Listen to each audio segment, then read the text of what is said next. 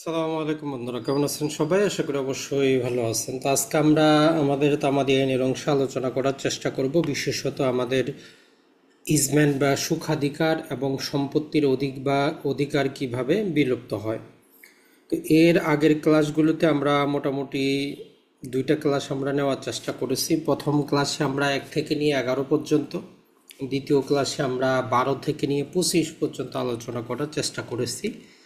তো আজকের প্রথম অংশে আমরা 26, 27, 28 এবং 29 চারটা সেকশন নিয়ে আলোচনা করব এবং পরবর্তীতে ওভারঅল সেকশনগুলো আরেকবার আপনাদেরকে স্মরণ করিয়ে দেওয়ার চেষ্টা করব। পাশাপাশি আপনাদেরকে এমসিকিউর একটা পিডিএফ দেওয়া হয়েছে, তো আপনারা অবশ্যই ট্রাই করবেন মোটামুটি কয়টা পারতেছেন কিনা সেই জিনিসটা লক্ষ্য করবেন। কারণ আপনি পড়ার পাশাপাশি যখন এমসিকিউগুলো অ্যান্সার করার চেষ্টা করবেন, তখনই আপনি বুঝতে পারবেন যে আপনার পড়াশোনাটা কেমন চলতেছে বা কতটুকু আপনি পারতেছেন, অথবা আপনার আরও কতটুকু পড়াশোনা করা দরকার।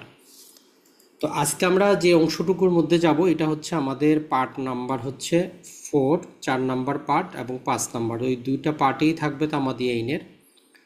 4 নম্বরে আলোচনা যেটা করে শিরোনাম হচ্ছে, হেডিংটা হচ্ছে যে acquisition of ownership by possession, দখলের ভিত্তিতে মালিকানা অর্জন। জিনিসটা খুবই গুরুত্বপূর্ণ এবং ইন্টারেস্টিং সবার জন্য, যে আপনি একটা সম্পত্তি শুধু ব্যবহারের ভিত্তিতে অথবা দখলের ভিত্তিতে আপনি সেখানে একটা অধিকার লাভ করেন, কিছু কিছু ক্ষেত্রে মালিকানাও লাভ করেন। এই যে ওনারশিপ বাই পজেশন, এইটা খুবই গুরুত্বপূর্ণ একটা জিনিস। তো আমরা বোঝার চেষ্টা করব যে কখন আমরা অধিকার পাচ্ছি, কখন ওনারশিপ পাচ্ছি। টোটাল আমরা 3টা সেকশন পাবো। 26 যেখানে আমাদের ইজমেন্ট বা সুখাধিকার নিয়ে আলোচনা করে, 27 আলোচনা করে এই সুখাধিকার হিসাবে কিছু সময় বাদ দিয়ে দিতে হবে, আর 28 আলোচনা করে যে কোনো সম্পত্তি মুভেবল হোক অথবা ইমুভেবল হোক, এটা যদি তামাদির শিডিউলে যে সময়সীমা উল্লেখ আছে এর মধ্যে যদি আপনি দখল উদ্ধার মামলা দায়ের না করেন, তাহলে ওই সম্পত্তিতে আপনার যে অধিকার সেটাই বিলুপ্ত হয়ে যায়। পাশাপাশি পার্ট নাম্বার যে 5-এর মধ্যে আমরা মোটামুটি বর্তমানে একটা সেকশনই আমাদের আছে, সেটা হচ্ছে যে সংরক্ষণ। তো এইখানে বলে যে তামাদি আইনটা কোন কোন ক্ষেত্রে প্রযোজ্য হবে না। তো আমরা 1 বাই 1 শুরু করার চেষ্টা করি। সর্বপ্রথমে আমরা যে ইজমেন্ট জিনিসটা পড়ব, তো আমাদের আর একটু ভালো করে বোঝা উচিত যে সুখাধিকার বা ইজমেন্ট বা ব্যবহার সত্য জিনিসটা আসলে কি। আমাদের বাংলাদেশে একটা আইন আছে যাকে আমরা বলি যে ইজমেন্ট অ্যাক্ট 1882। ওই আইনে উল্লেখ করা আছে নর্মাল সিম্পল একটা জিনিস, যে সুখাধিকার জিনিসটা কি। আর আমাদের তামাদি আইনে জাস্ট বলে যে সুখাধিকার বলতে এই জিনিসগুলোও অন্তর্ভুক্ত হবে।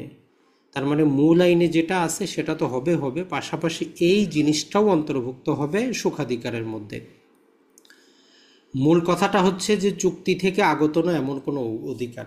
আপনি অন্যের সম্পত্তি ব্যবহার করবেন, সেখানে আপনার এমন একটা অধিকার জন্মাবে যেটা কোনো চুক্তিভিত্তিক না, তার সাথে কোনো চুক্তি করেন নেই, চুক্তি ছাড়াই কোনো প্রকার তার সাথে লেনা দেনা করা ছাড়া, চুক্তি ছাড়াই আপনার যে অধিকারটা জন্মাবে।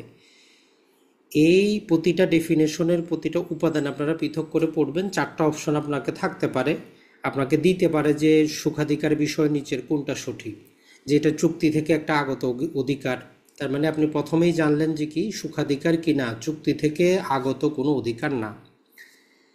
যে একজন ব্যক্তি অন্যের মালিকানাধীন জমির কোনো অংশ হতে, আপনি অন্যের মালিকানাধীন সম্পত্তি আপনারও না, অন্যের মালিকানাধীন সম্পত্তির কোনো অংশ হতে নিজের লাভের জন্য, আপনার নিজের ব্যবহারের জন্য, নিজে ভোগ করার জন্য আপনি কোনো কিছু উত্তোলন করা, সেটা হইতে পারে ফসল উত্তোলন করা, সেটা হইতে পারে কোনো প্রকার আপনার সেখান থেকে আম জাম কাঁঠাল ফসলাদি নিয়ে আসা এবং ব্যবহার করার অধিকার আপনি পান। অথবা বলতেছে যে জমিতে জন্মানো অথবা সংযুক্ত অথবা অবস্থানরত কিছু ব্যবহার করার অধিকার আপনি পান। ধরেন যে আপনি একটা প্রাকৃতিক কারণে একটা বাগান আছে, একজনের মালিকানাধীন বাগান, তো প্রতিবার যখন আমের ফলন হয় আপনি সেই যান আম গাছ থেকে আম পাড়ে নিয়ে আসেন, তো ওই মূল মালিক আপনাকে কিছুই বলে না। তো এইভাবে যখন আপনি একটা অধিকার প্রয়োগ করতে থাকবেন দীর্ঘ একটা সময় প্রয়োগ করার পরে, সেই ক্ষেত্রে আপনার ওইখানে একটা অধিকার জন্মাবে। ওইটাই হচ্ছে আমাদের ইজমেন্ট বা সুখাধিকার। এখন আমরা তামাদি আইনের 26 ধারা আমাদেরকে বলে যে সুখাধিকার অর্জন করার জন্য কি কি কন্ডিশন প্রয়োজন, কখন আমরা সুখাধিকারটা আমাদের প্রয়োজন হবে, যে প্রয়োগযোগ্য হবে। তো সর্বপ্রথম যেটা বলে সেটা হচ্ছে যে এখানে দুইটা জিনিস বলে, একটা হচ্ছে যখন কোনো বিল্ডিং বা ভবনের জন্য আলো এবং বাতাস প্রবেশ এবং ব্যবহার যেটা শান্তিপূর্ণভাবে, পিসফুলি, যখন কোনো বিল্ডিং বা ভবনের জন্য আলো আসতেছে, সেখানে বাতাস আসতেছে, এইরকম যে একটা অবস্থা। অথবা আরেকটা অবস্থা হইতে পারে কোনো চলাচলের রাস্তা যেখানে আপনি চলাচল করেন, অথবা কোনো জলাশয়, অথবা কোনো প্রকার জলাশয়ের পানির যে ব্যবহার, অথবা যে কোনো ইতিবাচক এবং নেতিবাচক। তো এখন ইতিবাচক আর নেতিবাচক বলতে যেটা বোঝায়, নেতিবাচক মানে হচ্ছে কোনো একটা ব্যক্তিকে কোনো একটা জিনিস করা থেকে আপনি বারণ রাখতে পারতেছেন। আর ইতিবাচক জিনিস হচ্ছে যেখানে আপনি আপনি আরেকজন ব্যক্তিকে দ্বারা একটা কিছু করাইতে পারতেছেন, আরেকজন জনের জমিতে কিছু করার অধিকার আসছে। আর নেতিবাচক হচ্ছে যে ওই ব্যক্তিকে আপনি কিছু করতে বারণ করতে পারতেছেন সুখাধিকার হিসাবে। তাহলে হচ্ছে কোনো বিল্ডিংয়ে আলো এবং বাতাস, এই দুটো শব্দ মনে রাখবেন, যে লাইট এবং এয়ার। আর পাশাপাশি আরেকটা হচ্ছে আমাদের যে কোনো চলাচলের রাস্তা, কোনো প্রকার জলাশয় অথবা জলাশয়ের পানি ব্যবহার, অথবা কোনো প্রকার সুখাধিকার, সেটা পজিটিভ হোক অথবা নেগেটিভ হোক, যদি এগুলো শান্তিপূর্ণ এবং প্রকাশ্যভাবে, দুইটার মধ্যে জাস্ট সিম্পল একটা পার্থক্য। এখানে প্রকাশ্যভাবে শব্দটা এই জন্যই ব্যবহার করা হয়েছে, যেমন ধরেন যে আপনি যদি কোনো রাস্তা দিয়ে নর্মালি না চলেন, শুধু রাতের বেলা চলেন যেখানে কেউ দেখে না, তো ওইখানে আপনি 100 বছর চললেও কি হবে না, আপনার সুখাধিকার আসবে না। কোনো বাড়ি যেটা বন্ধ আছে, আপনি রাতের বেলায় প্রবেশ করে একা একা সেখানে যদি 100 বছরও থাকেন, ওই বাড়িতে থাকার আপনার সুখাধিকার আসবে না। তো ওই জন্য বলতেছে যে শান্তিপূর্ণ হবে এবং প্রকাশ্য রূপে হবে। তো এখানে মোটামুটি আমাদের কয়েকটা কন্ডিশন হচ্ছে যে বিনা বাধায় আপনাকে হইতে হবে, বিনা বাধায়। আরেকটা হচ্ছে যে আপনি আপনার নিজের একটা অধিকার মনে করে সেটা ব্যবহার করবেন, যে হ্যাঁ এটা আপনার ব্যবহার করার অধিকার আছে এইরকম। আর যদি এখন ব্যক্তিগত প্রপার্টি হয় তাহলে 20 বছর। তো বারবার আপনার এমসিকিউতে এই জিনিসটা জিজ্ঞেস করবে যে সুখাধিকার অর্জনের তামাদি, সুখাধিকার অর্জন করার জন্য সম্পত্তিটা আপনাকে কত দিন ব্যবহার করতে হবে। তাহলে যদি ব্যক্তিগত প্রপার্টি হয় 20 বছর, আর যদি সেটা সরকারি প্রপার্টি হয় তাহলে 60 বছর। তো এই রকম 20 বছর অথবা সরকারি প্রপার্টির ক্ষেত্রে 60 বছর যদি আপনি বিনা বাধায় নিজের অধিকার হিসাবে ব্যবহার করেন, তাইলে ওই সম্পত্তিতে আপনার ব্যবহার করার অধিকারটা অ্যাবসোলুট বা চূড়ান্ত, এবং সাথে সাথে ইনডিফিসিয়েবল মানে অখণ্ডনীয় হবে, যেটা কেউ খণ্ডন করতে পারবে না। যদিও আপনি ওই সম্পত্তির মালিক না, আপনার তার সাথে কোনো লেনা দেনা নাই, কিন্তু আপনি যে একটা সম্পত্তি দখল করছেন, দখল করে সেটা ব্যবহার করতেছেন, এর কারণে আপনার ন্যাচারালগতভাবে একটা অধিকার জন্মাবে। ওটাই হচ্ছে আমাদের সুখাধিকার। তাহলে সুখাধিকার অর্জন থেকে যে এমসিকিউগুলো আসে আপনার, সেটা হচ্ছে যে সময়কালটা সবচেয়ে বেশি চায়। আরেকটা ব্যাখ্যা আমরা পাবো যে আমরা যে বললাম বিনা বাধায় আপনাকে এটা ব্যবহার করতে হবে, তাহলে এই বাধা বলতে কি জিনিসটা বোঝায়। তো আমাদের ওই সেকশনের মধ্যেই দিয়ে দেওয়া আছে যে বিনা বাধায় বলতে আমরা কি বুঝাবো। বলতেছে যে বিনা বাধায় আমরা তখনই বুঝবো যদি আমরা তিনটা কন্ডিশনের কোনো একটা কন্ডিশন কি হয়, যদি আমরা দেখি যে ফুলফিল হয় অথবা না হয়। সর্বপ্রথম বলতেছে যে যাতে বাধাটা বাস্তবে হয়, শুধু এমন না যে কেউ মুখে বললো আপনি এই রাস্তা দিয়ে চলবেন না আর আপনি চললেন না, এমন না। যাতে বাস্তবে ওই ব্যক্তি আপনাকে ওইখান দিয়ে চলাচলের জন্য বাধা প্রদান করে, মানে হয়তো সে কী করলো, একটা ওয়াল দিয়ে দিল, বেড়া দিয়ে দিল।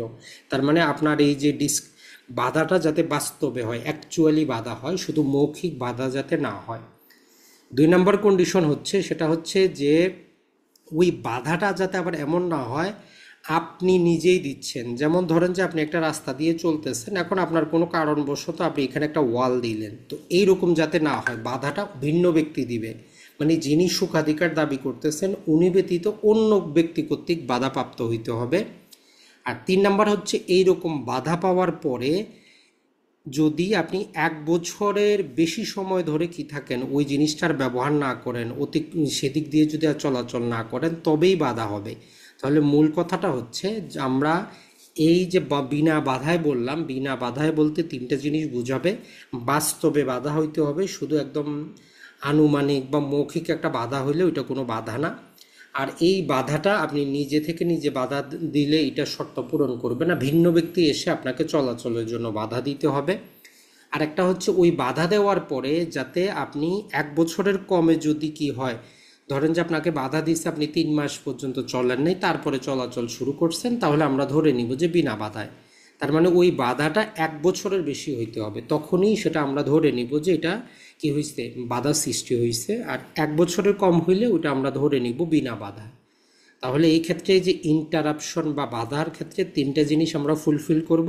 বাধাটা বাস্তবে অ্যাকচুয়ালি হইতে হবে, বাধাটা ভিন্ন ব্যক্তি দিতে হবে, বাধাটা যাতে 1 বছরের বেশি কি যাবৎ হয় তবেই বাধা হিসাবে গণ্য হবে, না হলে এটা বাধা হিসাবে গণ্য হবে না। তাহলে আমরা যখন ইজমেন্ট পড়ব এই ছোট ছোট উপাদানগুলো আমরা মনে রাখার চেষ্টা করব। এখন এইটার ক্ষেত্রে একটা জিনিস এখন বলা হয়েছে যে যখন আপনি মামলাটা দায়ের করবেন, এই যে আমরা সরকারি সম্পত্তির ক্ষেত্রে 60 বছর, ব্যক্তিগত সম্পত্তির ক্ষেত্রে আমরা 20 বছরের কথা বললাম। এখন ধরেন যে 1980 সাল থেকে আপনি একটা রাস্তা দিয়ে চলতেছেন, সেই 1980 সাল থেকে একটা রাস্তা দিয়ে চলে আসতেছেন। তো আজকে হচ্ছে 2025 সাল, তো আজকে এসে ব্যক্তি আপনাকে বাধা দিল যে ভাই এই রাস্তা দিয়ে চলবেন না। এখন আপনি তো বলতেছেন যে আমি 1980 সাল থেকে চলতেছি, তার মানে মোটামুটি প্রায় 45 ইয়ার্স যাবৎ চলতেছি। এখন যদি আপনি আদালতে এই ডিক্লারেশনের জন্য যে আপনার এখানে সুখাধিকার আছে ডিক্লারেশনে যদি মামলা দায়ের করেন, তাইলে আপনি কতদিন প্রমাণ করবেন? আপনাকে কি সে 1980 সাল থেকে 2025 পর্যন্ত এই কন্ডিশন যেগুলো আমরা বললাম এগুলো প্রমাণ করতে হবে? তো আইন বলতেছে যে না, এই যেই দিন আপনি মামলাটা দায়ের করবেন, মামলা দায়েরের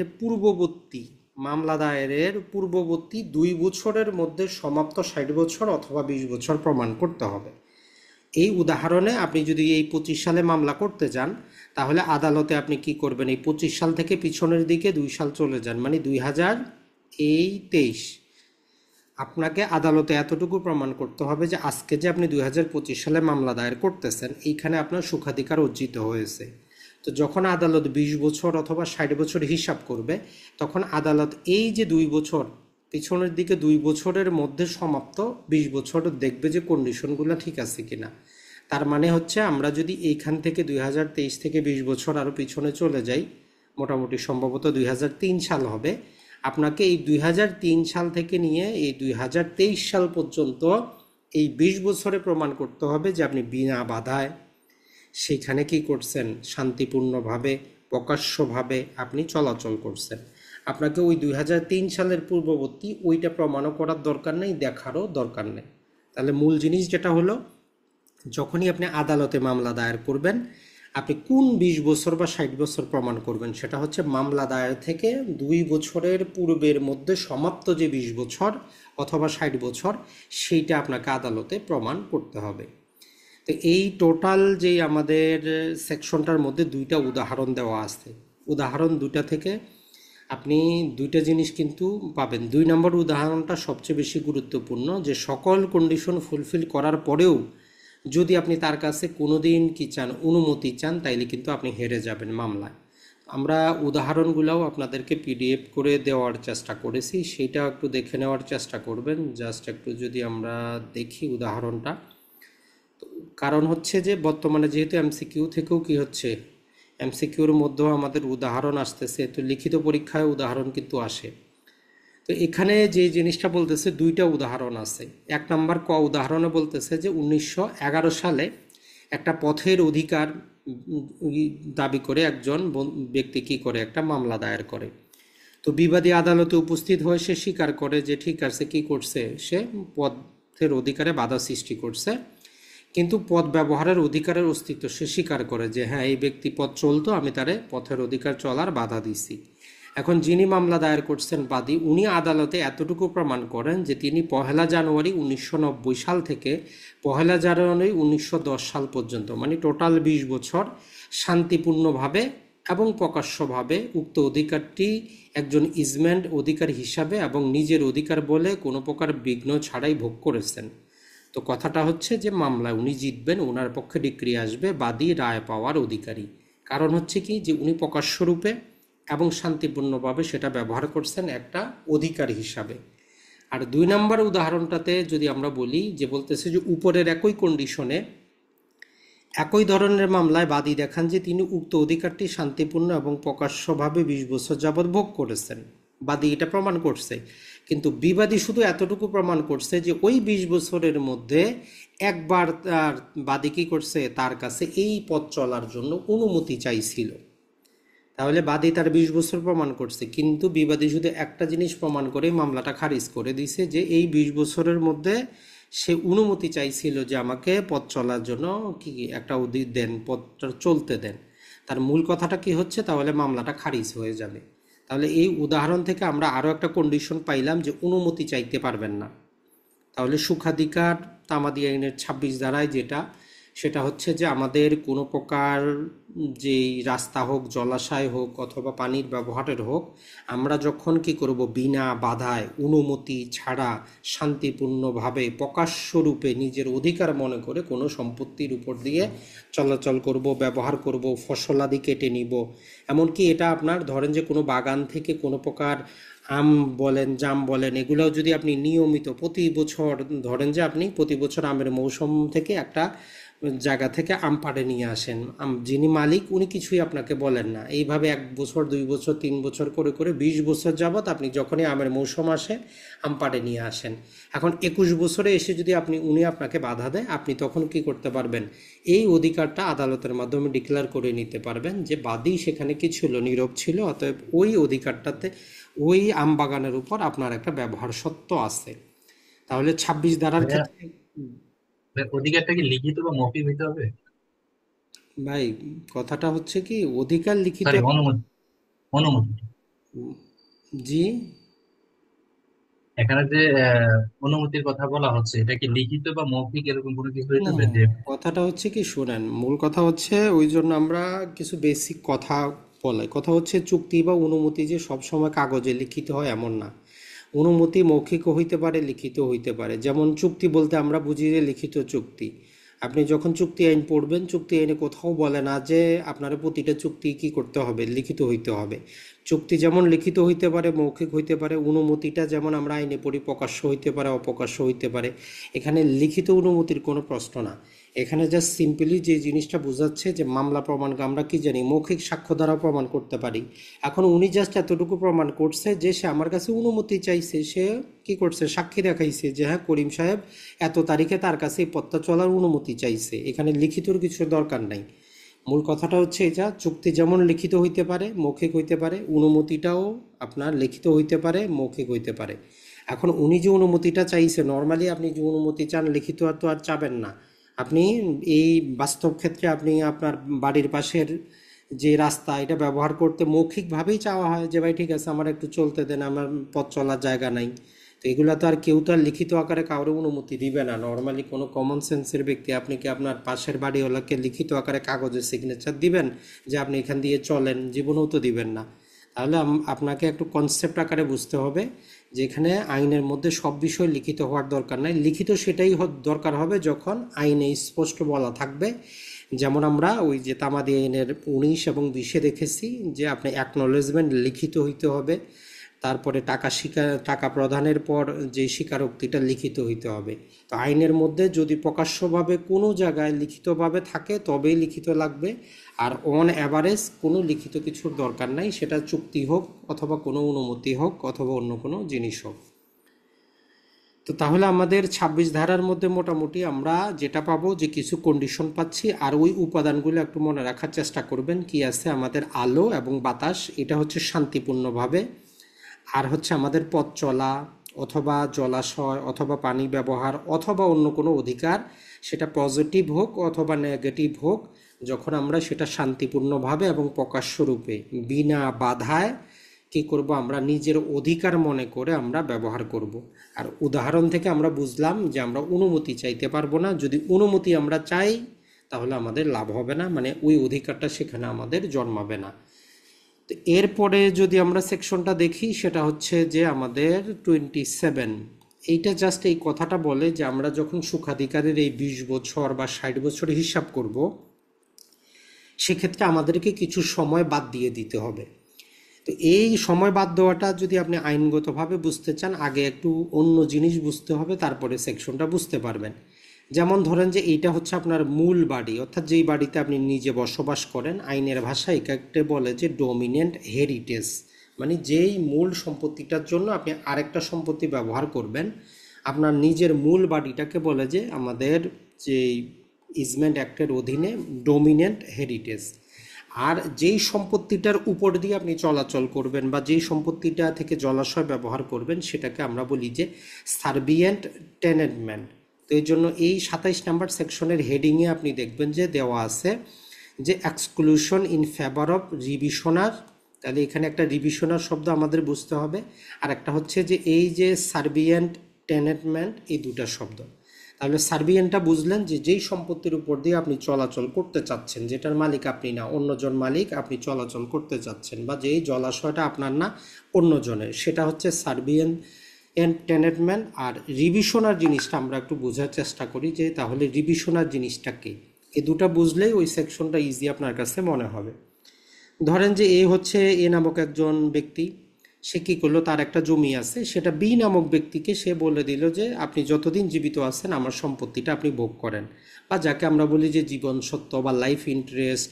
অথবা এমনও হইতে পারে যে যেমন ধরেন একজন হিন্দু ব্যক্তি মারা গেল, তার সম্পত্তিটা তার স্ত্রী লাইফ ইন্টারেস্ট হিসাবে ভোগ করে। অথবা ধরেন যে আপনি সম্পত্তিটা একজনকে 10 বছরের জন্য কী করলেন, লিজে দিয়ে দিলেন। আপনার একটা সম্পত্তি আছে, এটা আপনি 10 বছরের জন্য বি নামক ব্যক্তিকে লিজ প্রপার্টি হিসাবে দিলেন। 10 বছর পরে লিজ শেষ হয়ে যাবে, আপনার সম্পত্তি আপনার কাছে ফেরত আসবে। তাহলে এই ডিভিশনার বলতেছে তাকেই, এই যে বি ব্যক্তি, যখন আপনি 10 বছর বা জীবন সত্য হিসাবে তাকে সম্পত্তিটা দিলেন, যখন 10 বছর শেষ হবে অথবা সে মারা যাবে, তখন ওই সম্পত্তিটা আপনার কাছে অথবা আপনার উত্তরাধিকারীর কাছে ফেরত আসবে যদি আপনি মারা যান। এই যে আপনি বা আপনার উত্তরাধিকারী যাদের কাছে সম্পত্তিটা রিটার্ন ব্যাক করবে, আইনের ভাষায় আমরা বলি যে ডিভিশনার তাকে। এই ডিভিশনার শব্দটা বারবার পড়বেন, আমরা যখন সুনির্দিষ্ট প্রতিকার আইন পড়তে যাব সেখানে এই শব্দটা বারবার পাবেন যে ডিভিশনারও কখন মামলা দায়ের করতে পারে। এখন এইখানে আরেকটা শব্দ পাবেন, রিমাইন্ডারম্যান। এখন এই রিভিশনার আর রিমাইন্ডারম্যানের মধ্যে পার্থক্যটা হচ্ছে এই যেই সম্পত্তিটা আপনি কি করছিলেন আপনার কাছে অথবা আপনার উত্তরাধিকারীর কাছে যদি ফেরত আসে, আইন বলে যে রিভিশনার। কিন্তু ধরেন যে আপনি কন্ডিশন দিচ্ছেন যে ঠিক আছে এটা আপনি খাবেন, আপনি মারা যাওয়ার পরে এই সম্পত্তিটা আরেকজন ব্যক্তি ঠিক করে দিলেন যে ডি নামক ব্যক্তির কাছে চলে যাবে, আপনার কাছে আর ফেরত আসবে না।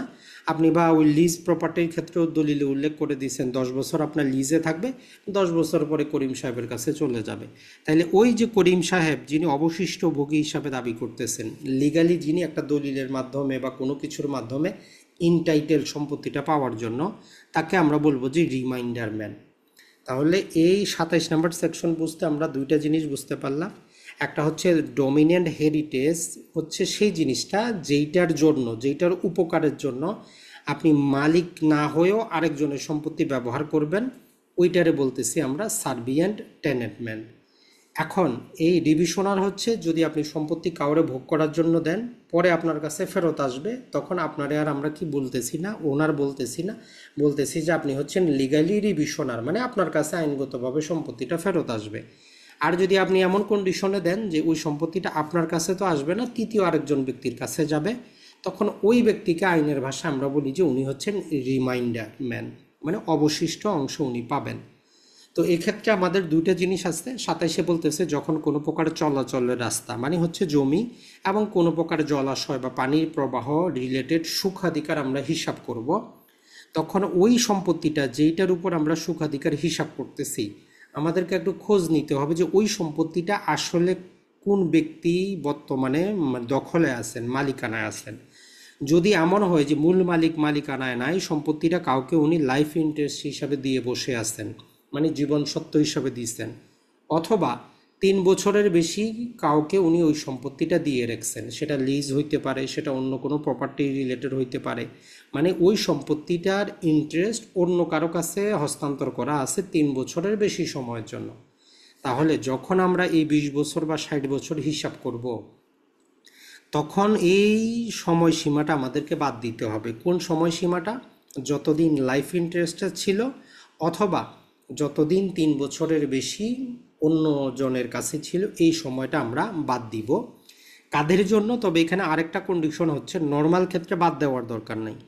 যদি আপনি যখন সুখাধিকার হিসাব করতেছেন, এই ব্যক্তি যদি মারা যায়, লাইফ ইন্টারেস্টকারী যদি মারা যায়, অথবা 3 বছরের বেশি যে ইজারা ছিল, ইজারা যদি সমাপ্ত হয়ে যায়, আর এই যার কাছে সম্পত্তিটা ফেরত আসবে এই ডিভিশনার সাহেব যদি আপনাকে কি করেন, ওই যে জীবনসত্ত্ব শেষ হওয়ার অথবা ওই 3 বছরের বেশি ইজারা শেষ হওয়ার 3 বছরের মধ্যে যদি আপত্তিটা দায়ের করেন, মানে আপনারা যদি বাধা দেন। একটা উদাহরণ দিয়ে যদি আমরা বুঝি তাহলে সবচেয়ে বেস্ট হবে। যেমন ধরেন যে আপনি হচ্ছেন এই নামক ব্যক্তি, আপনি এই জায়গা দিয়ে একটা পথ চলাচল করেন। তো এখন এইখানে পথ চলাচল আপনি করেন, নর্মালি আমরা কেউ মামলা করব না যতদিন কেউ আমাদেরকে বাধা না দেয়। তো আপনি চলাচল করতেছেন, তো করতে করতে একদিন আইসা হঠাৎ করে বি নামক ব্যক্তি যিনি মালিক সে আপনারে বাধা দিল যে এই জায়গা দিয়ে চলবেন না। এখন আপনি হয়তো বলতেছেন যে এই সম্পত্তিটা তো আমি সেই 2000 সাল থেকে এখান দিয়ে চলতেছি, আমার তো এখানে ইজমেন্টারি রাইট হয়েছে, আপনি বাধা দেওয়ার কে, আমি আদালতে মামলা দায়ের করব। এখন আপনি যখন আদালতে মামলা দায়ের করতে গেলেন, এখন আপনার আইনজীবী বলতেছে ঠিক আছে ভাই, আপনি তো 2000 সাল থেকে কি করছেন, ব্যবহার করতেছেন, হিসাব মতো 25 বছর হয়েছে, তবে জাস্ট আইনি একটা বাধ্যবাধকতা আছে, এই আমারে খোঁজটা দেন যে এই সম্পত্তিটা কি যিনি মালিক তার দখলেই ছিল, না উনি এটা কাউকে দিয়েছিল, 3 বছরের বেশি লিজ হোল্ড প্রপার্টি হিসেবে কাউকে দিয়েছে, অথবা লাইফ ইন্টারেস্ট হিসাবে কাউকে দিয়েছে। এখন আপনি খোঁজ নিয়ে দেখলেন যে এর মধ্যে কি ছিল, মাঝখান দিয়ে 10 বছর হয়তো অন্য কোনো ব্যক্তিকে সে কি করছে, লিজ প্রপার্টি হিসাবে দিয়েছিল। তখন আইনজীবী বলতেছে তাইলে এই 25 থেকে 10 বছর বাদ দিতে হবে, কিছু করার নাই, যে সময়টা আরেকজনের কাছে ছিল ওই সময়টা বাদ দিতে হবে। তাহলে আপনার হইল 15 বছর, তার মানে আপনি কি করতে পারবেন না, দাবি করতে পারবেন না, আপনার এখনো 20 বছর পূর্ণ হয় নাই।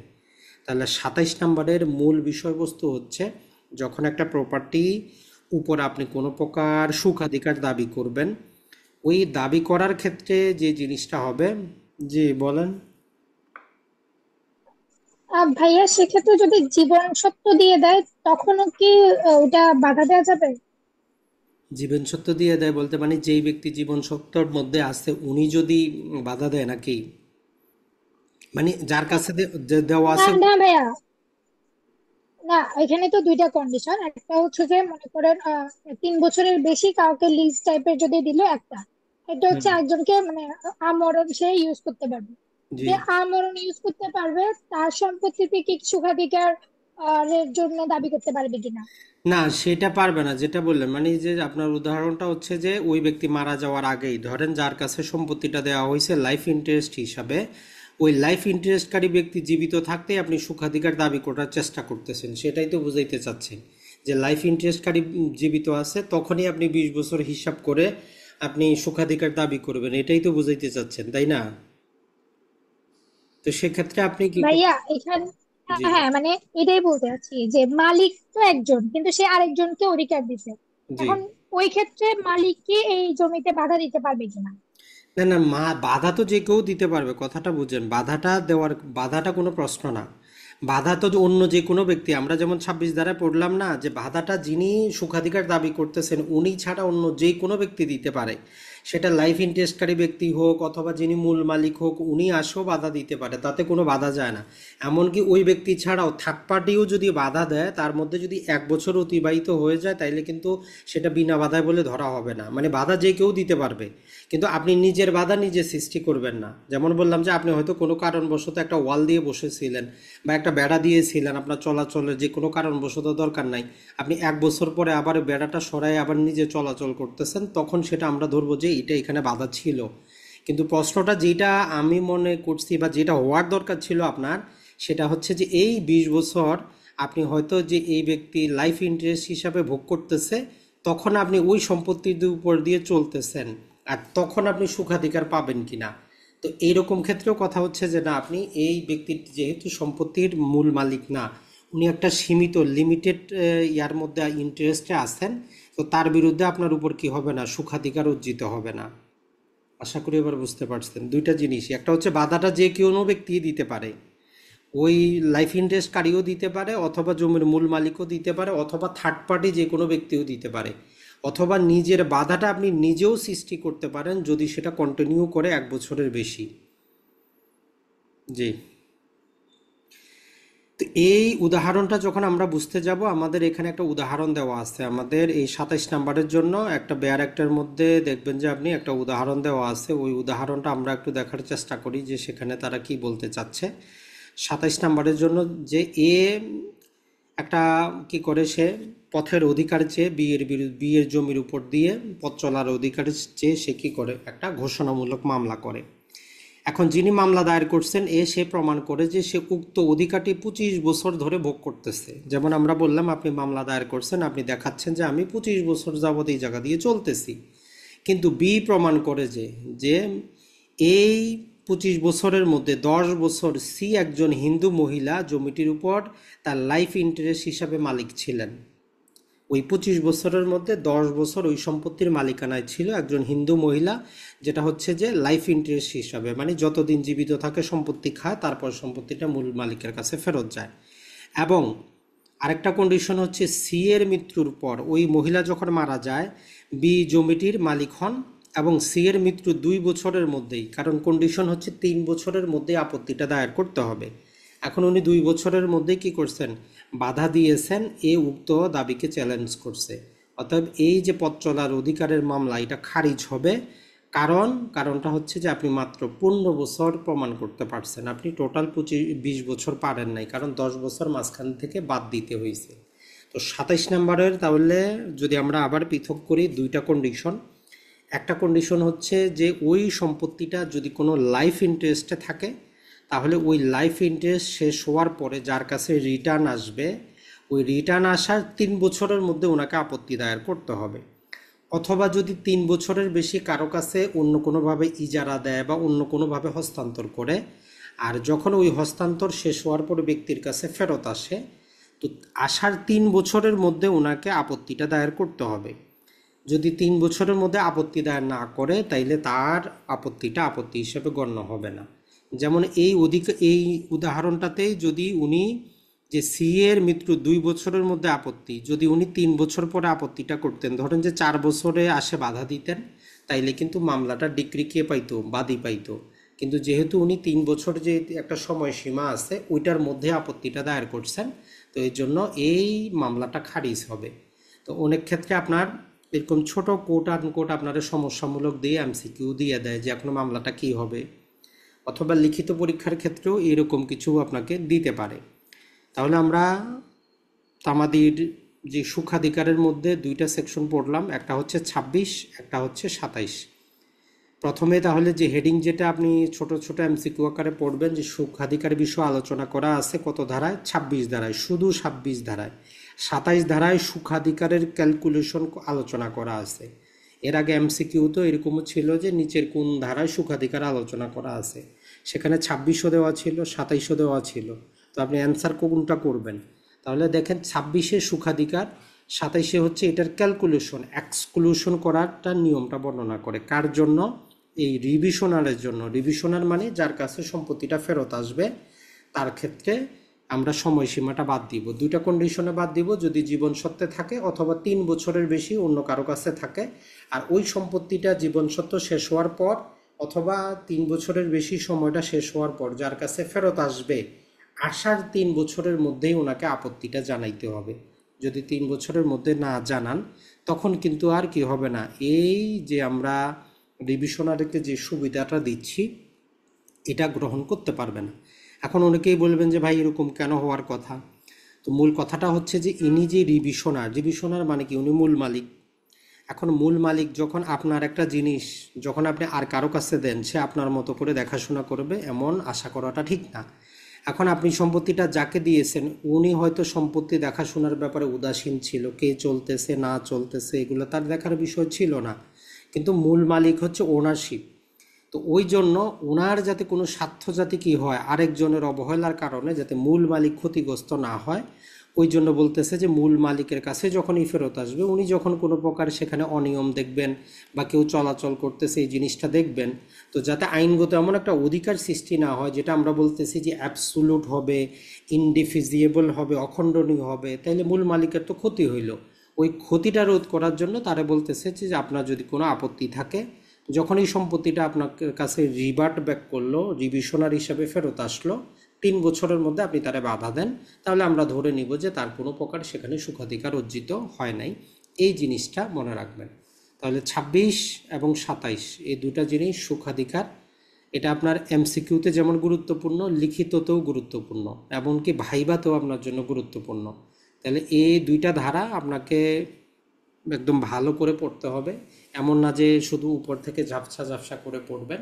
যদি কোনো কনফিউশন থাকে সেক্ষেত্রে আপনাকে অবশ্যই জিজ্ঞেস করে ওই কনফিউশনটা দূর করতে হবে। আপনি এইটার মাধ্যমে লিখিত পরীক্ষাটাও অ্যান্সার করতে পারবেন। লিখিত পরীক্ষা আপনাকে দিতে পারে যে সুখাধিকার জিনিসটা কী, সুখাধিকার আপনি ব্যাখ্যা করেন, সুখাধিকার কিভাবে অর্জিত হয়। তো তখন আপনাকে ডেফিনেশনটা নিয়ে আসতে হবে যে আমাদের সেকশন 2 ক্লজ 5-এ দেওয়া আছে। এরপরে এই দুইটা সেকশন আপনাকে যে কোনো একটা উদাহরণ সহ আপনি দিয়ে দিবেন, তাহলেই যথেষ্ট। তো এরপরে চলে আসি আমরা, এখানে ছিল আমাদের জাস্ট, তবে একটা জিনিস আবার মনে রাখবেন, এই যে সুখাধিকার আমাদের ট্রান্সফার অফ প্রপার্টি এক আপনাদের ছিল এলএলবি জীবনে, তো সেখানে হচ্ছে এই সুখাধিকার কিন্তু হস্তান্তরযোগ্য না। আপনি যখন মারা যাবেন অটোমেটিক আপনার ওই যে অধিকারটা বাতিল হয়ে যাবে। তাহলে সুখাধিকারটা কোনোভাবেই উত্তরাধিকারী ক্রমে হস্তান্তরযোগ্য না। মানে আপনার বাবা সুখাধিকার হিসাবে ব্যবহার করত, এখন বাবা মারা গেছে, আপনি ওই অধিকার হিসাবে দাবি করবেন যে আমার বাবার সুখাধিকার ছিল আমারও থাকবে, এমন না। সুখাধিকার ব্যক্তি মারা যাওয়ার সাথে সাথে ফিনিশ, এই জিনিসটা মনে রাখবেন। তাহলে সুখাধিকার কোনোভাবে হস্তান্তরযোগ্য না, সুখাধিকার বংশ পরস্পরায় হস্তান্তরিত হয় না, এই জিনিসটা মনে রাখবেন। এখন চলে আসি আমরা আমাদের আরেকটা সেকশন, যেটা সবচেয়ে গুরুত্বপূর্ণ এবং যেটা আপনি আইনের ছাত্র না হইলেও বাংলাদেশে সবার মুখে মুখে যে সেকশনটা, সেটা হচ্ছে তামাদি আইনের 28 ধারা। আইনের ছাত্র না হইলেও সবার মুখে মুখে এটা পাবেন যে তামাদি আইনের 28 ধারায় কি হয়, সম্পত্তির অধিকার বিলুপ্তি ঘটে। তো এখানে যে একটা ইংরেজি শব্দ দেওয়া আছে এক্সটিংগুইশমেন্ট, এই শব্দটা একটু মনে রাখবেন। কোট আনকোট এটাই দিয়ে দেয় যে এক্সটিংগুইশমেন্ট অফ রাইট টু প্রপার্টি কত ধারায় দেওয়া আছে, যে সম্পত্তির অধিকার বিলুপ্ত হয় কত ধারায়। তাহলে এটা হচ্ছে আমাদের 28 ধারা। তবে এখানে যখন আমরা পড়তে যাব আমাদের তেমন কিছু কিন্তু দেওয়া নাই। এই সেকশনটা যখন আপনি বই থেকে পড়বেন ওইখানে এমন কিছুই দেওয়া নাই যে আপনি নিজে নিজে বুঝবেন। জাস্ট 2 লাইনই বলা আছে, বলা হচ্ছে যে একটা সম্পত্তির দখল উদ্ধার মোকদ্দমা যদি আপনি নির্দিষ্ট সময়ে কি করেন, দায়ের না করেন, তাহলে ওই সম্পত্তি থেকে আপনার অধিকারটাই বিলুপ্তি হয়ে যাবে, মালিকানাই বিলুপ্তি হয়ে যাবে। নর্মাল তামাদি আইনের নিয়ম হচ্ছে যে তামাদি আইন কি করে, আপনার অধিকার খর্ব করবে না, অধিকার আদায়ের আইনগত পন্থাটাকে খর্ব করে। কিন্তু এই 28 নম্বর ধারাই হচ্ছে একমাত্র ব্যতিক্রম। এখানে বলে যে আইনগত পন্থাটাও যাবে, সাথে আপনার ওই সম্পত্তিতে কোনো অধিকারই থাকবে না। যেমন আমাদের তামাদির প্রথম ক্লাসে আমরা বলেছিলাম যে আপনি কারো কাছে টাকা পান, 3 বছর অতিক্রান্ত হয়েছে, মামলা দায়ের করেন নাই, আইনগতভাবে আদালতে মামলা দায়ের করে তো আদায় করতে পারবেন না। কিন্তু উনি যদি আপনাকে নিজ ইচ্ছায় স্বেচ্ছায় এসে যদি দেয়, ওই সম্পত্তিটা গ্রহণ করতে আপনার আইনগত কোনো বাধা নাই। এমনকি উনি যদি পরবর্তী কোনো লয়ারের সাথে আলোচনা করে আপনার কাছ থেকে এটা আদায়ও করতে চায়, উনি পারবে না, কারণ আপনার অধিকার কিন্তু খর্ব হয় নাই। তামাদি আইনের জন্য বলে যে কি করে, তামাদি আইন এই জন্য মাঝে মধ্যে একটা লিখিত এমসিকিউ চলে আসে, যেটা যদি আমরা এখানে থাকার কথা, জাস্ট অ্যাড করছি কিনা দেখি, সম্ভবত অ্যাড করা হয় নাই। তো অ্যাড করা মোটামুটি সেটা অ্যাড করি নাই, যে জিনিসটা বলে যে লিমিটেশন, এখানে আমরা অন্যটা অ্যাড করেছি। যাই হোক, limitation bars remedy and right, মানে নর্মাল নিয়ম হচ্ছে যে লিমিটেশন যেটা আছে বার দ্য রেমেডি, মানে প্রতিকারটাই শুধু কি করে, বাধাগ্রস্ত করে, আপনার অধিকারটা খর্ব করে না। কিন্তু এই 28 দ্বারা কি করে, আপনার যেই রেমেডি বা প্রতিকার আছে সেটার পাশাপাশি আপনার যে অধিকার আছে সম্পত্তির প্রতি সেটাকেও নষ্ট করে দেয়, আপনি আর ওই সম্পত্তি নিজের বলে দাবি করতে পারেন না। এখন এইটার কিছু নাম আছে এবং এইটার কিছু আনুষঙ্গিক আরও কিছু রুলস আছে, এগুলো একটু আমরা বোঝার চেষ্টা করব। ওইখান থেকে এমসিকিউ আসে, সরাসরি এমসিকিউটা খুব কম আসে। তাহলে প্রথমেই বুঝবেন যে মুভেবল প্রপার্টি হোক আর ইমুভেবল প্রপার্টি হোক, সেই উভয় ক্ষেত্রে আপনার মালিকানা নষ্ট হয়। কেমন, যেমন ধরেন যে আপনার একটা ঘড়ি, আপনার একটা যে কোনো একজন ব্যক্তি নিয়ে গেছে, আপনার বন্ধু নিয়ে গেছে, আপনার কাছ থেকে জোর করেই নিয়ে গেছে, কিন্তু আপনি আর সেটা কি করেন নাই, দখল উদ্ধার করার জন্য যেমন সুনির্দিষ্ট প্রতিকার আইনের 10 ধারা মামলা দায়ের করা যায়, আপনি করেন নাই। এর জন্য সময়সীমা দেওয়া আছে আমাদের শিডিউলে, 48 নাম্বার শিডিউলে দেওয়া আছে যে 3 বছরের মধ্যে আপনাকে একটা আপনার অস্থাবর সম্পত্তি উদ্ধারের মামলা দায়ের করতে হয়। অথবা একটা স্থাবর সম্পত্তি, আপনার সম্পত্তি আরেকজন জোর জবরদস্তিমূলক ব্যবহার করতেছে, খাচ্ছে, আপনি দখল উদ্ধারের মামলা করেন নাই, তা আমাদের অনুচ্ছেদ 142 বলতেছে 12 বছরের মধ্যে। তাহলে সম্পত্তিটা মুভেবলও হইতে পারে, সম্পত্তিটা ইমুভেবলও হইতে পারে। কারণ অনেক ক্ষেত্রে আপনার এমসিকিউ দিতে পারে যে তামাদি আইনের 28 দ্বারা মুভেবল প্রপার্টির ক্ষেত্রে প্রযোজ্য কিনা, বা 28 দ্বারা রিলেটেড কোনটা সত্য। বলে দিতে পারে যে মুভেবল প্রপার্টি, ইমুভেবল প্রপার্টি, উভয় প্রপার্টি, কোনোটিই না। তার মানে আপনি বুঝলেন যে মুভেবল হোক বা ইমুভেবল হোক, উভয় প্রকার প্রপার্টির ক্ষেত্রে তামাদির শিডিউলে উল্লেখিত সময়ে যদি আপনি দখল উদ্ধারের জন্য মামলা দায়ের না করেন, তাহলে শুধু অধিকার না, আপনার অধিকারটাও খর্ব হয়ে যাবে। আদালতের মাধ্যমে যে একটা অধিকার পাওয়ার, অধিকারটা দায়ের করে প্রতিকার পাইতেন, সেইটার পাশাপাশি ওই সম্পত্তিটাও আর আপনার মালিকানায় থাকবে না।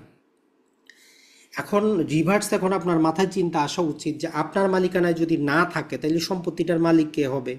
তার কাছে তো দলিলপত্র নাই, দলিলপত্র সব আপনার কিছু।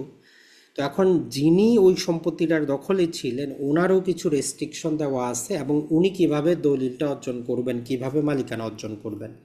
তো এর জন্য নর্মালি তামাদি আইনের 28 ধারায় কোনো মামলা দায়ের হয় না, এটা মনে রাখবেন। মামলা দায়ের করতে হয় তাকে সুনির্দিষ্ট প্রতিকার আইনের 42 ধারায় ঘোষণামূলক সে মামলা দায়ের করে যে এই সম্পত্তিটা আমি দখলে আছি, এই সম্পত্তিটা আমি তামাদি আইনের 28 ধারায় যেই প্রকৃত মালিক ছিল তার বিরুদ্ধে জবরদখল হিসাবে আমি ইনটাইটেল হয়েছি, আমার একটা অধিকার জন্মাইছে। আর 42 ধারা আমরা কি জানি, যখনই আপনার কোনো প্রকার ক্যারেক্টার থাকবে, কোনো রাইট টু প্রপার্টি থাকবে, কোনো অধিকার থাকবে, ওইটা ডিক্লেয়ার করতে পারবেন, যে আপনি তখন একটা ডিক্লারেশন চাবেন। তো আদালত সব কিছু যাচাই বাছাই করে বিবাদীকেও কি করবে, নোটিশ করে, যদি দেখে যে হ্যাঁ কন্ডিশনগুলো ফুলফিল হয়েছে। এখন কি কন্ডিশন, এটা কিন্তু আমাদের তামাদি আইনে দেওয়া নাই, যে আপনি যে একটা ডিক্লারেশন করবেন তামাদি আইনের 28 দ্বারা যে সম্পত্তিটার মালিকানা অর্জন করবেন, কি কি কন্ডিশন। তো তখন এই কন্ডিশনগুলো আমাদেরকে খুঁজতে হয় কিসের মধ্যে, ল অফ লিমিটেশনের মধ্যে। লিমিটেশন অ্যাক্ট শুধু বাংলাদেশের জন্য প্রযোজ্য, ভারতের পৃথক লিমিটেশন অ্যাক্ট আছে, পাকিস্তানের পৃথক আছে, আমাদের ইউকের পৃথক আছে। তো টোটালগুলোকে কম্বাইন করে আমরা বলি যে ল অফ লিমিটেশন।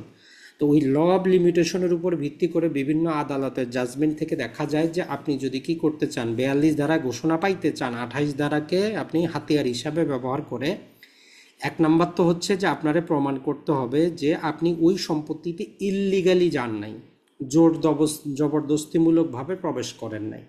এখন আপনি বলবেন যে ভাই তাহলে আমরা একটা সম্পত্তি আমার হাতছাড়া তো হওয়ার কথা না। আইনের একটা ন্যাচারাল নিয়ম হচ্ছে যে আপনি একবার অন্যায় করে ওই অন্যায়ের কারণে দ্বিতীয়বার কোনো প্রকার আইনি প্রতিকার পাবেন না। এখন যদি আপনি সেই সম্পত্তিটা অন্যায় করে তাকে জবরদস্তিমূলকভাবে সেখান থেকে সরিয়ে যদি দখল করেন, একটা অন্যায় করছেন, তাহলে দ্বিতীয়বার ওই অন্যায়ের ভিত্তিতে কোনো অধিকারের আদালত ডিক্লারেশনটা দিবে না। তাহলে কিভাবে আপনি যাবেন? ওইটা হচ্ছে যে ধরেন যে আপনি আমাকে অনুমতি দিলেন যে ভাই এই সম্পত্তিটা আছে, ঠিক আছে, আপনার থাকার দরকার, আপনি এখানে বাড়ি করে থাকেন, যখন আমার দরকার আমি বলবো আপনি ছেড়ে দিবেন। অথবা আমি আপনার কাছ থেকে সম্পত্তিটা 5 বছরের জন্য লিজ বা ইজারায় নিলাম। অথবা যেটা হইলো যে একটা চুক্তিভিত্তিক আপনার সম্পত্তি আমি দখলে গেলাম, মানে আইনগতভাবে বৈধ দখলে আমি আপনার সেখানে গেলাম। এখন আপনার লিজ শেষ হইলো, আমি সম্পত্তিটা ছাড়তেছি না। আপনি বলতেছেন যে ভাই আপনাকে অনুমতি দিছিলাম, এখন আমার বাড়ি করা দরকার, সম্পত্তিটা ছেড়ে দেন, আমি ছাড়তেছি না। এই যে আমি অস্বীকার করলাম, সম্পত্তিটা আমি বৈধভাবে প্রবেশ করছি আপনার অনুমতি নিয়ে, কনসেন্ট নিয়ে, অনুমতি দখল ছিল, চুক্তিভিত্তিক দখল ছিল। এখন যখনই আপনি ছেড়ে দিতে বলছেন, অথবা যখন লিজটা আমার শেষ হয়েছে, আপনি আমার বিরুদ্ধে মামলা দায়ের করেন নাই, আপনার ওই যে একটা অধিকার আছে ওই প্রপার্টিতে, ওইটা উদ্ধার করার জন্য আপনি কি করেন না, আইনের প্রতিকার আশা করেন নাই। তো এই রকম করতে করতে যখন আমি জবরদস্তিমূলকভাবে 12 বছর দখলে রাখতে পারতেছি, প্রবেশ আমি বৈধভাবে করছিলাম, হইতে পারে অনুমতি দখল, হইতে পারে চুক্তিভিত্তিক দখল, কিন্তু আপনার অনুমতিতে আমার সেখানে যাওয়া ছিল। তাহলে 1 নম্বর কন্ডিশন ফুলফিল করতে হবে কি, যে আমি সেখানে অবৈধভাবে যাই নাই, আমি বৈধভাবে প্রবেশ করার পর আপনি আমাকে সরানোর জন্য আইনগত পদক্ষেপ নেন নাই। 2 নম্বর হচ্ছে যে আমার দখলটা যাতে কি হয়, একদম অরিজিনাল মালিকের বিরুদ্ধে হয়। যেমন আমরা একটু আগে দেখলাম সুখাধিকারে, যাতে কোনো বোনাফাইড কি অন্য কোনো ব্যক্তির বিরুদ্ধে না হয়। অর্থাৎ আপনি হয়তো ভাবতেছিলেন এই সম্পত্তিটা করিম সাহেবের, তো কারণ হয়তো যে প্রকৃত মালিক হচ্ছে রহিম সাহেব, উনি দেশের বাইরে থাকেন। এখন করিম সাহেব হয়তো পাশের বাড়ির লোক, তো উনি মাঝে মধ্যে ওই জমিতে আসেন, কিছু গাছ টাছ রোপণ করেন, আপনি ভাবছেন উনি, তো আপনি সেখানে তার কথা মতো বা অনুমতি নিয়ে সেখানে কি করছেন, বসবাস করা শুরু করছেন, যদিও প্রকৃত মালিক উনি না। তো এই জন্য 2 নম্বর কন্ডিশন হচ্ছে মূল মালিকের বিরুদ্ধে আপনার জবরদখলটা হইতে হবে। ওই যে আপনি অনুমতিটা নিয়েছেন মূল মালিক থেকে, তো নেন নাই। তাহলে 2য় নম্বর কন্ডিশন হচ্ছে মূল মালিকের জানাশোনা সত্ত্বে অথবা তার কনসেন্ট সূত্রে আপনি প্রবেশ করে সেখানে আসেন, এরকম হইতে হবে। আর বাস্তব ভিত্তিক আপনার দখলটা হইতে হবে, বাস্তব ভিত্তিক। যেমন আমরা সুখাধিকারেও পড়লাম যে অ্যাকচুয়ালি হইতে হবে, বাস্তবে আপনার দখলে থাকতে হবে এবং এক টানা থাকতে হবে। এমন না যে আপনি 5 বছর ছিলেন তারপরে আবার ছেড়ে দিয়েছেন তারপরে আবার আসছেন, এইরকম হইলেও চলবে না। তাহলে যখন আপনি সম্পত্তিতে বৈধভাবে প্রবেশ করার পরে মূল মালিকের অবহেলার কারণে আপনি সেখানে জবরদস্তিমূলকভাবে থাকবেন এবং আপনি একটা যে নির্দিষ্ট সময় অতিবাহিত করবেন একটানা বিনা বাধায় প্রকাশ্য রূপে, তখনই ওই সম্পত্তিটা আপনার কি হবে, ওই অধিকারটা আপনি ডিক্লারেশন চাইতে পারবেন। এখন এই যে কথাগুলো আমরা বললাম এগুলো কিন্তু আপনার আইনের মধ্যে লেখা নাই। এগুলো হচ্ছে এই যে ছোট ছোট আদালতের নজির, ল অব লিমিটেশনের বিভিন্ন রুলসের মাধ্যমে প্রতিষ্ঠিত নীতি, যে যখনই তামাদি আইনের 28 ধারায় কোনো ব্যক্তির সম্পত্তির অধিকার এক্সটিংগুইশ হচ্ছে, তখন যিনি মালিকানা অর্জন করবেন উনি ডিক্লারেশনটা চাইতে গেলে ওনাকে কি প্রমাণ করতে হবে? তাহলে আমরা দেখলাম প্রমাণ করতে হবে যে উনি অবৈধভাবে প্রবেশ করেন নাই, উনি সেখানে যে 12 বছর যাবৎ সেই সম্পত্তিতে প্রকাশ্য রূপে বিনা বাধায় একটানা সেখানে জবরদস্তিমূলকভাবে আসেন। এতটুকু প্রমাণ করতে পারলে আদালত ডিক্লারেশনটা দিয়ে দিবে। তো এইটা হচ্ছে আমাদের তামাদি আইনের 28 ধারা। এখন এই 28 ধারার কিছু নাম আছে, এখন নামগুলো আপনাকে মুখস্থ রাখতে হয় এমসিকিউর জন্য। তো প্রথম নামটা তো আমরা ওই হেডিংয়ের ইংরেজিটা আপনি মনে ভাইয়া এখানে জবরদস্তিমূলক বলতে কোনটা, মানে কি বোঝাচ্ছে এখানে? 1 নম্বর বললাম যে ধরেন আমি আপনার একটা জমি, আপনার বাড়িটাই আছে ফ্ল্যাটের মধ্যে, ধরেন যে আমি 1 বছরের জন্য ভাড়া নিলাম ভাড়াটিয়া হিসাবে। 1 বছর শেষ, আমি আপনাকে ভাড়াও দেই না বাড়িও ছাড়ি না, আপনি বলতেছেন ছেড়ে দেন, আমি বলতেছি ছাড়বো না। এইরকম আমি জবরদস্তিমূলক আছি আর আপনি আইনেরও আশ্রয় নিচ্ছেন না। তো এইভাবে করতে করতে 12 বছর হয়ে গেল, তো আমি কি জবরদস্তি ছিলাম না, আপনার ইচ্ছার বিরুদ্ধে ছিলাম না? এই জিনিসটাই বুঝাইছে, বুঝছেন কিনা? মানে জি। জবরদস্তি বলতে এই জিনিস, জবরদস্তি বলে ওইটা বুঝায় নাই যে আমি আপনার বাসায় গেলাম, আপনার পিস্তল নিয়ে ভয় দেখায় বের করে দিয়ে ওই সম্পত্তির দখল নিলে আমি পাবো না। কারণ কি? কারণ আইনের ওই যে ন্যাচারাল ল আছে যে আপনি একটা অন্যায় করে ওই অন্যায়ের ভিত্তিতে কোনো অধিকার আদালত আপনাকে দ্বিতীয়বার ডিক্লেয়ার করবে না। মানে আপনি একটা অন্যায়ের জন্য দ্বিতীয়বার কোনো সুযোগ পাবেন না। তো ওই জন্য যারা বলে যে আপনি যদি জবরদস্তিমূলকভাবে কাউকে যদি উচ্ছেদ করে দেন, এই 28 দ্বারা আপনার কি হবে না, সুখটা আপনি পাবেন না। এখানে জবরদস্তিমূলক বোঝাচ্ছে ওইটা যে আপনি প্রবেশ করার পরে, তারপরে আপনি যখন অনুমতি দখলও দেয়, কেউ দেখবেন যে কাউকে সম্পত্তি ব্যবহার করার জন্য দেয়, থাকার জন্য দেয়, কিন্তু 5-10 বছর পরে যখন বলে যে ভাই ছেড়ে দেন আমার দরকার, তখন আর উনি ছাড়ে না। তো যখন ছাড়তেছে না তখন থেকে 12 বছরের মধ্যে মামলা দায়ের করতে হবে। তো ওই জন্য আপনি রিভার্সভাবে এটাও বুঝবেন, যদি আপনি চুক্তিভিত্তিক ধরেন যে কারোর সাথে চুক্তি করলেন 30 বছরের, আপনি লিজ নিলেন, তাইলে এইখানে আপনার মালিকানা অর্জিত হবে না, আপনি ওই লিজ হোল্ডারই থাকবেন।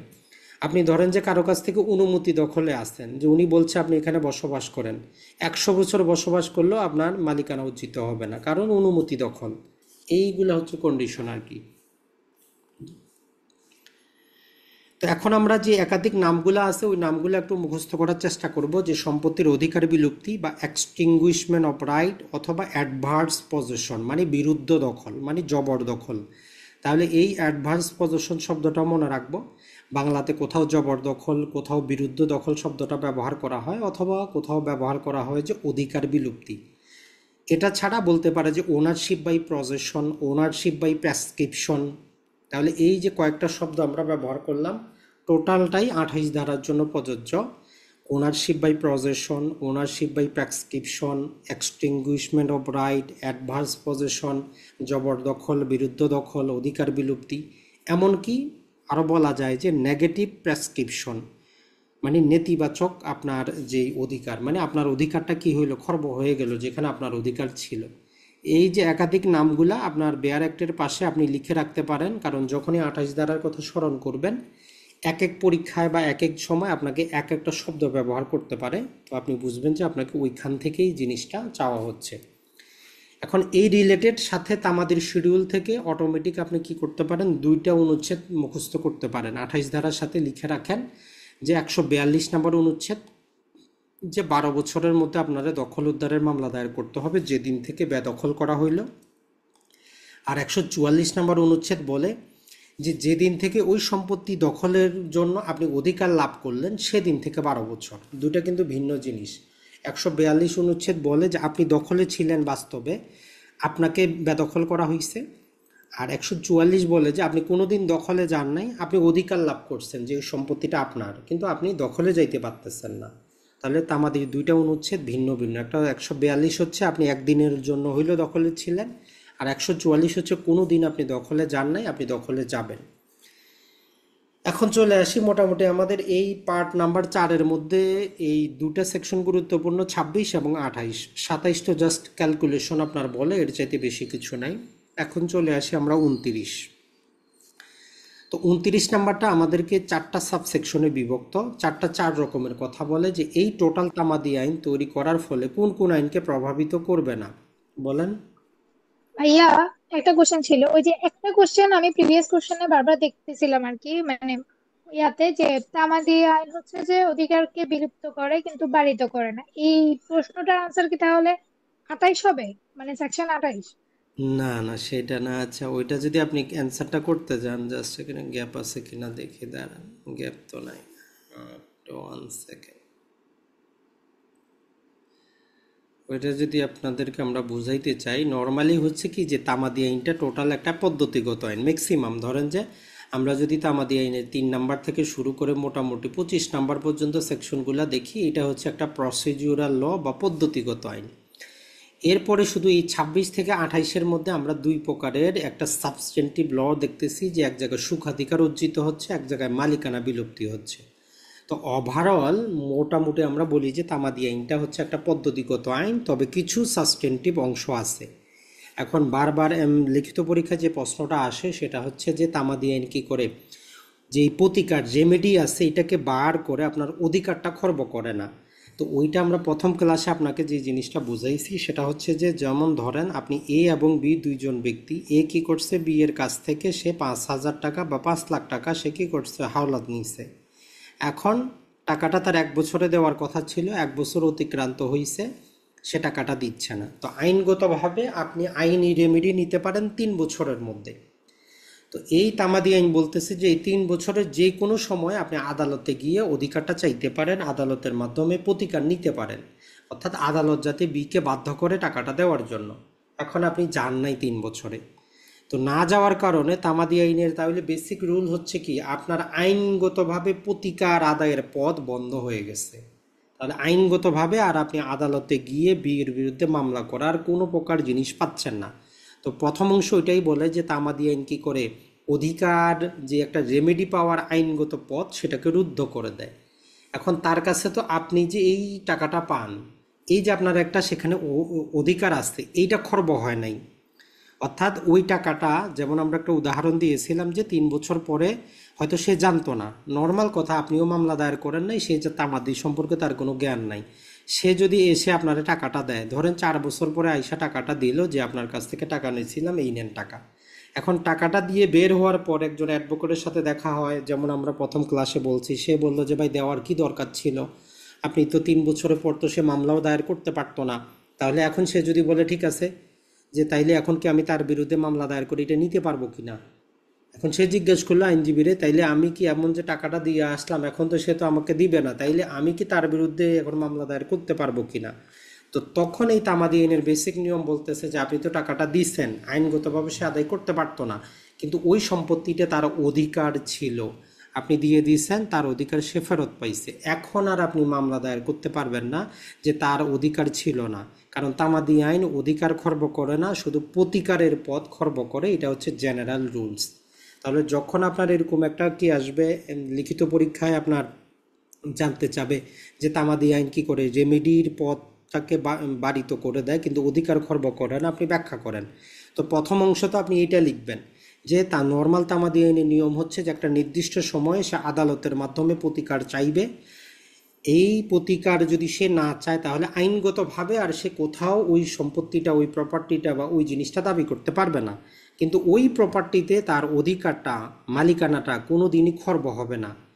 এইটা আপনি প্রথম অংশ লিখলেন, লেখার পরে এখন 28 ধারাটা তখন নিয়ে আসতে হবে, যে তবে তামাদি আইনের 28 ধারায় এর ব্যতিক্রম আলোচনা করে।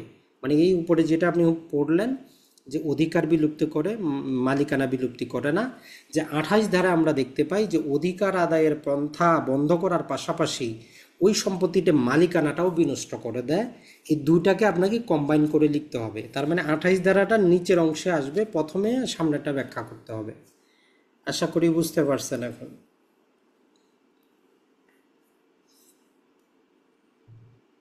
জি, এখন চলে আসি আমরা আমাদের পরবর্তী অংশে, শেষের অংশে। সেটা হচ্ছে যে আমাদের ভাইয়া তাহলে এই 28 ধারা ইউজ করে তো মানে অনেকে অনেক মানে অনেক ভাবে আর কি সম্পত্তি আপনার অন্যের কাছ থেকে নিয়ে নিতে পারে, তাই না? নিয়ে তো নিচ্ছেই, তাই না? নিয়ে তো নিবেই। এটা আপনার দোষ, তাই না? আপনার দরকার নাই, টাকা পয়সা বেশি হয়েছে, 12 বছর হয়েছে, তারপরে আপনি মামলা করেন নাই, তাই না? আপনার সম্পত্তি আরেকজন খাচ্ছে, আপনি আপনার অধিকার সম্পর্কে সচেতন না, ঘুমায় আসতেন। তো তামাদি আইনের প্রথম ক্লাসে আমরা কি বলি নাই যে তামাদি আইনের তৈরির উদ্দেশ্যটা কি?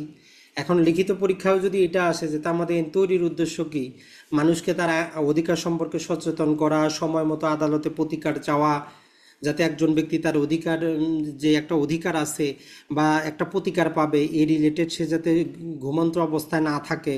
তার মানে যারা ঘুমন্ত অবস্থায় থাকে তামাদি আইন তাদের সহযোগিতা করে না। তো এই জিনিসগুলো তো তামাদি আইনের প্রথমেই পড়ছেন উদ্দেশ্যর ক্ষেত্রে। ওই জন্যই তো বাংলাদেশের প্রতিটা মানুষ আইন জানুক আর না জানুক তামাদি আইনের 28 ধারা কিন্তু জানে, বুঝছেন? যে 28 ধারায় মালিকানা বিলুপ্তি হয়, সম্পত্তি পাওয়া যায়। জি, এখন আসি আমরা আমাদের আলোচনার শেষাংশে। সেটা হচ্ছে যে পার্ট নাম্বার 5। এখানে সংরক্ষণ এবং বাতিল দুটো জিনিস আলোচনা করে। এখানে বাতিল বলতে তামাদি আইনের 3টা সেকশনকে বাতিল করা হয়েছে। সেটা হচ্ছে 30 এবং 31কে 1930 সালে বাতিল করা হয়, আর 32কে 1914 সালে। তো নর্মালি আমাদের এমসিকিউগুলোতে অত কঠিন আসে না যে কত সালে কোনটা বাদ হয়েছে, এরকম জানতে চায় না। তারপর একটু জেনে রাখা ভালো যদি আপনার জন্য আসে যে তামাদি আইনে 30 এবং 31 কবে রিপিল করা হয়েছে, অথবা 32 ধারা কবে রিপিল করা হয়েছে। এটা হচ্ছে একদম, যদি আপনারা একদম সূক্ষ্মভাবে আইনজীবী বানাইতে চায় তবেই প্রশ্ন, না হলে নর্মালি আসে না। তারপরে আপনি জেনে রাখেন, একবার মনে থাকবে। একটা হচ্ছে 1930 সালে কি করা হয়, 30 আর 31 ধারা রিপিল করা হয়, আর 32 ধারা হচ্ছে 1914। এখন যেটা আমরা পড়ব সেটা হচ্ছে সেভিং বা সংরক্ষণ। প্রতিটা আইনের মধ্যে, বিশেষত ম্যাক্সিমাম কিছু আইনের মধ্যে একটা সেকশনই দেওয়া থাকে যে সেভিং বা সংরক্ষণ। এটা দ্বারা বোঝায় যে এই আইনটা তৈরির ফলে আর কোন কোন আইনকে প্রভাবিত করবে না। তামাদি আইনের 29 ধারা প্রথমেই বলতেছে যে এই তামাদি আইনের ধারাটা চুক্তি আইনের 25 ধারায় টাইম বার্ড কিছু লেনা দেনার কথা বলা আছে, যেখানে কনসিডারেশনের প্রয়োজন, সময় শেষ হয়ে গেলে তারপরে যদি আপনি টাকা পয়সা দিতে চান আপনার লাইবিলিটি আসে। তো এরকম কিছু কথাবার্তা আছে চুক্তি আইনের 25 ধারায়। তো সর্বপ্রথম ওই জন্য বলতেছে যে চুক্তি আইনের 25 ধারার উপর তামাদি আইনের কোনো প্রভাব নাই। মানে চুক্তি আইনের 25 ধারায় তামাদি আইনের কোনো বিধান প্রযোজ্য হবে না। এখানে টোটাল আইনটার কথাই বলা হচ্ছে যে তামাদি আইনের কোনো শব্দই চুক্তি আইনের 25 ধারার ক্ষেত্রে প্রযোজ্য হবে না। এরপরে 2 নম্বরটা আমরা একটু পরে আসি। 3 নম্বরটা বলতেছে যে 1869 সালের খ্রিস্টানদের ডিভোর্স একটা আইন আছে। এটা মুসলিম না, হিন্দু না। তাহলে এই ডিভোর্স অ্যাক্ট হচ্ছে 1869। আপনার বেয়ার অ্যাক্টে হয়তো লেখা নেই, আপনি লিখে রাখেন তাই মনে থাকবে যে ডিভোর্স অ্যাক্ট 1869, 1869 সালের খ্রিস্টান ডিভোর্স অ্যাক্টের ক্ষেত্রে তামাদি আইনের কোনো বিধানই প্রযোজ্য না। আর 4 নম্বরে বলে এই যে তামাদি আইনের ক্ষেত্রে আমরা 26 এবং 27 আর 2-5 ক্লসের মধ্যে সুখাধিকার রিলেটেড অনেক কথাবার্তা পড়লাম। বলতেছে যে তামাদি আইনের 26, 27 এবং সংজ্ঞার যে ডেফিনেশন, এটা প্রযোজ্য হবে না যদি সেই অঞ্চলে কি থাকে, আমাদের সুখাধিকার আইন 1882 প্রযোজ্য থাকে। 1882 সুখাধিকার আইন মানে ইজমেন্ট অ্যাক্টটা বাংলাদেশে কিন্তু প্রযোজ্য। তো সেই হিসাবে আমরা বলতে পারি তামাদি আইনের 26, 27 ধারার কার্যকারিতা বাংলাদেশে নাই, কারণ বাংলাদেশের তামাদি আইন এই ইজমেন্ট অ্যাক্ট 1882 কিন্তু প্রযোজ্য। যেমন ধরেন যে নারী এবং শিশু নির্যাতন দমন আইনেও কি আছে, দর্শন আছে, পেনাল কোডও দর্শন আছে। পেনাল কোডে দর্শন দিয়ে এখন মামলা হয় না, মামলাটা হয় কিসের মাধ্যমে, নারী এবং শিশু নির্যাতন দমন আইনে। এই কথাটাই বলতেছে, যেহেতু বর্তমানে ইজমেন্ট অ্যাক্ট প্রযোজ্য আছে, অতএব এই 26 ধারায় যাই কিছু পড়লাম সেটা শুনে লাভ নাই। মূল যে সুখাধিকার আইন আছে 1882 সালের, ওইটার বিধান দ্বারা পরিচালিত হবে। তাহলে আমরা তিনটা জিনিস দেখলাম চারটার মধ্যে। একটা হচ্ছে চুক্তি আইনের 25 ধারায় তামাদি আইনের কোনো কার্যকারিতা নাই, ডিভোর্স অ্যাক্টের ক্ষেত্রে কোনো কার্যকারিতা নাই, আর তামাদি আইনের 26-27 ধারাটা প্রযোজ্য হবে না যদি সুখাধিকার আইনটা কার্যকর থাকে। এখন আসি আমরা বিশেষ আইনে। এই বিশেষ আইন থেকে মাঝে মধ্যে কি আসে, আপনার লিখিত পরীক্ষাও প্রশ্ন আসে যে তামাদি আইন বিশেষ আইনের ক্ষেত্রে প্রযোজ্য কিনা, একটু আপনি ব্যাখ্যা করেন, একটু জানান, একটু লিখেন। তো মূল কথাটা হচ্ছে যে এখানে 2 নম্বরে যেটা বলতেছে সাবসেকশন 2-এ বলতেছে যে যদি কোনো বিশেষ আইনে তামাদির যে শিডিউল দেওয়া আছে তার বাইরে যদি কোনো সময়সীমা দেওয়া থাকে, আমরা যখন একটু পরে বা আগামী ক্লাসে তামাদি আইনের প্রথম শিডিউল পড়বো, এখানে 183টার মতো বিভিন্ন অনুচ্ছেদ দেওয়া আছে। তো বলতেছে যদি বিশেষ আইনে তামাদির শিডিউল থেকে ভিন্ন কোনো তামাদি দেওয়া থাকে তাহলে আমরা নর্মালি সেটা অনুসরণ করব। এটা হচ্ছে জেনারেল নিয়ম। বিশেষ আইনের বিশেষ তামাদি এইভাবে মনে রাখবেন যে বিশেষ আইনের ক্ষেত্রে বিশেষ তামাদি অনুসরণ করা হবে। তবে এখানে মনে রাখতে হবে যে তামাদি আইনের 3 ধারা অবশ্যই প্রযোজ্য হবে। তাহলে বিশেষ আইনে তামাদি আইনের 3 ধারা সর্ব অবস্থায় প্রযোজ্য, চাই ওই আইনে উল্লেখ করা থাক বা না থাক। তামাদি আইনের 3 ধারায় কি আছে যে নির্দিষ্ট সময়ের মধ্যে যদি মামলা দায়ের না করেন বিচারক অবশ্যই মামলাটা খারিজ করবে, চাই অপরপক্ষ আপত্তি করুক বা না করুক। তাহলে তামাদি আইনের 3 ধারা বিশেষ আইনের সর্ব অবস্থায় প্রযোজ্য, আইনে উল্লেখ করা থাক বা না থাক। 2 নম্বরে বলতেছে যে তামাদি আইনের 4 ধারা, মানে যদি শেষ দিনে আদালত বন্ধ থাকে, অথবা 9 থেকে 18 ধারা। 9 কি আছে, সময়ের অবিরাম চলন। তো 9 থেকে 18 যে ধারাগুলো আছে এবং 22 নম্বর ধারা বাদী বিবাদী যুক্ত করা, এই ধারাগুলা বলতেছে যদি ওই বিশেষ আইনে সুস্পষ্টভাবে উল্লেখ করা থাকে যে তামাদি আইনের 4 ধারা 9 থেকে 18 অথবা 22 ধারা প্রযোজ্য হবে না, বিশেষ আইনে যদি একদম স্পষ্ট উল্লেখ করা থাকে যে এই ধারাগুলা প্রযোজ্য হবে না, তবেই প্রযোজ্য হবে না, নাইলে কিন্তু প্রযোজ্য হবে। অর্থাৎ বিশেষ আইন যদি এই ধারাগুলার ব্যাপারে সাইলেন্ট থাকে, কোনো কিছু উল্লেখ করা না থাকে, তাইলে এই ধারাগুলাও প্রযোজ্য হবে। 3 ধারার সাথে 4, 9 থেকে 18 এবং 22 প্রযোজ্য হবে। এর বাইরে যত ধারা আছে ওগুলা প্রযোজ্য না। তো এই জন্য বারবারই আসে যে তামাদি আইনের 5 ধারা প্রযোজ্য কিনা, কারণ 5 ধারা আমরা সময়টাকে বাড়াইতে পারি, বিলম্ব মওকুফ করতে পারি। তো বলতেছে যে তামাদি আইনের 5 ধারা বিশেষ আইনে প্রযোজ্য না। প্রযোজ্য হইতে পারে কখন, যদি ওই বিশেষ আইনে উল্লেখ করে দেয় যে তামাদি আইনের 5 ধারা প্রযোজ্য হবে। কেমন? যেমন ধরেন যে আমরা যখন বার কাউন্সিল ওয়ার্ডারটা পড়বো, ওই ওয়ার্ডারের মধ্যে বার কাউন্সিল ট্রাইব্যুনাল আছে, ওই ট্রাইব্যুনালের বিচার প্রক্রিয়ার ক্ষেত্রে বলা আছে, দেখবেন যে তামাদি আইনের কি হবে, এই 5 ধারাটা প্রযোজ্য হবে, মানে আপনি সময়টা বাড়াইতে পারবেন। তামাদি আইনের 12 ধারাও প্রযোজ্য হবে ওই ট্রাইব্যুনালের ক্ষেত্রে, সেখানে ওই আইনটাতে স্পষ্ট করে বলা আছে। এখন অনেকেই প্রশ্ন করবেন যে ভাই স্পেশাল ল তাইলে জিনিসটা কি, বিশেষ আইন জিনিসটা কি, অথবা লোকাল ল জিনিসটা কি? তো লোকাল ল হচ্ছে একটা নির্দিষ্ট অঞ্চলের জন্য। যেমন ধরেন যে আমাদের পার্বত্য চট্টগ্রাম যে 3টা জেলা আছে, এইটার জন্য পৃথক পৃথক বিভিন্ন আইন আছে। যখন একটা নির্দিষ্ট এলাকার জন্য একটা আইন হবে ওইটাকে বলি যে আমরা লোকাল বা স্থানীয় ল। আর যখন একটা বিশেষ উদ্দেশ্যে কোনো একটা আইন হবে সেটাকে বলি যে আমরা স্পেশাল ল। যেমন ধরেন যে নারী এবং শিশু নির্যাতন দমন আইন কি হচ্ছে, একটা স্পেশাল ল। তো ওই স্পেশাল লয়ে যদি উল্লেখ করা থাকে, অথবা অন্য কোনো বিশেষ আইন হোক যেখানে উল্লেখ করা থাকবে সুস্পষ্টভাবে, তবেই প্রযোজ্য হবে, আর না হইলে না। আর উল্লেখ করা থাক বা না থাক, 3 ধারা সর্ব অবস্থায় প্রযোজ্য হবে। তাহলে এই 2 নম্বরটা একটু ভালো করে ডিটেইলে পড়বেন যে বিশেষ আইনের বিশেষ তামাদি যেটা দেওয়া আছে সেটা অনুসরণ তো করব, তবে 3 ধারা সর্ব অবস্থায় চলবে। 4 এবং 9 থেকে নিয়ে 18 আর 22 ধারা যদি স্পষ্ট বলে যে এটা প্রযোজ্য হবে না, তবেই প্রযোজ্য হবে না, না হইলে প্রযোজ্য হবে। আর বাকি যে ধারাগুলো আছে এগুলা নর্মালি প্রযোজ্য হবে না, তবে ওই আইনে উল্লেখ করে দিতে পারে, তারা যদি মন চায় তারা উল্লেখ করে দিতে পারে।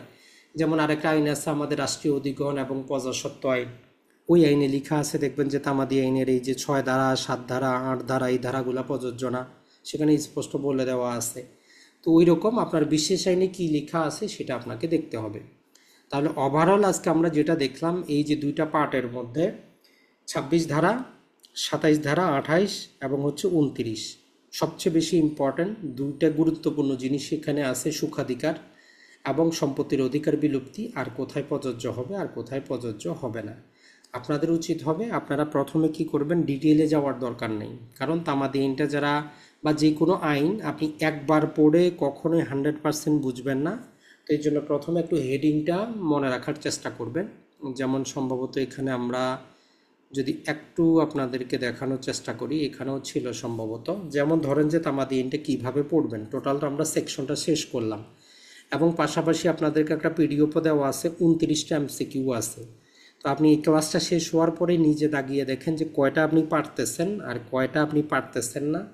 আপনি না পারার পেছনে কারণটা কি, আপনি পড়েন নাই না কখনো শুনেন নাই না দেখেন নাই, কোনটা, এইভাবে নিজেকে আইডেন্টিফাই করতে হবে যে আমি কেন পারলাম না, আমি কি এই জিনিসটা জানি না, না আমার মনে ছিল না।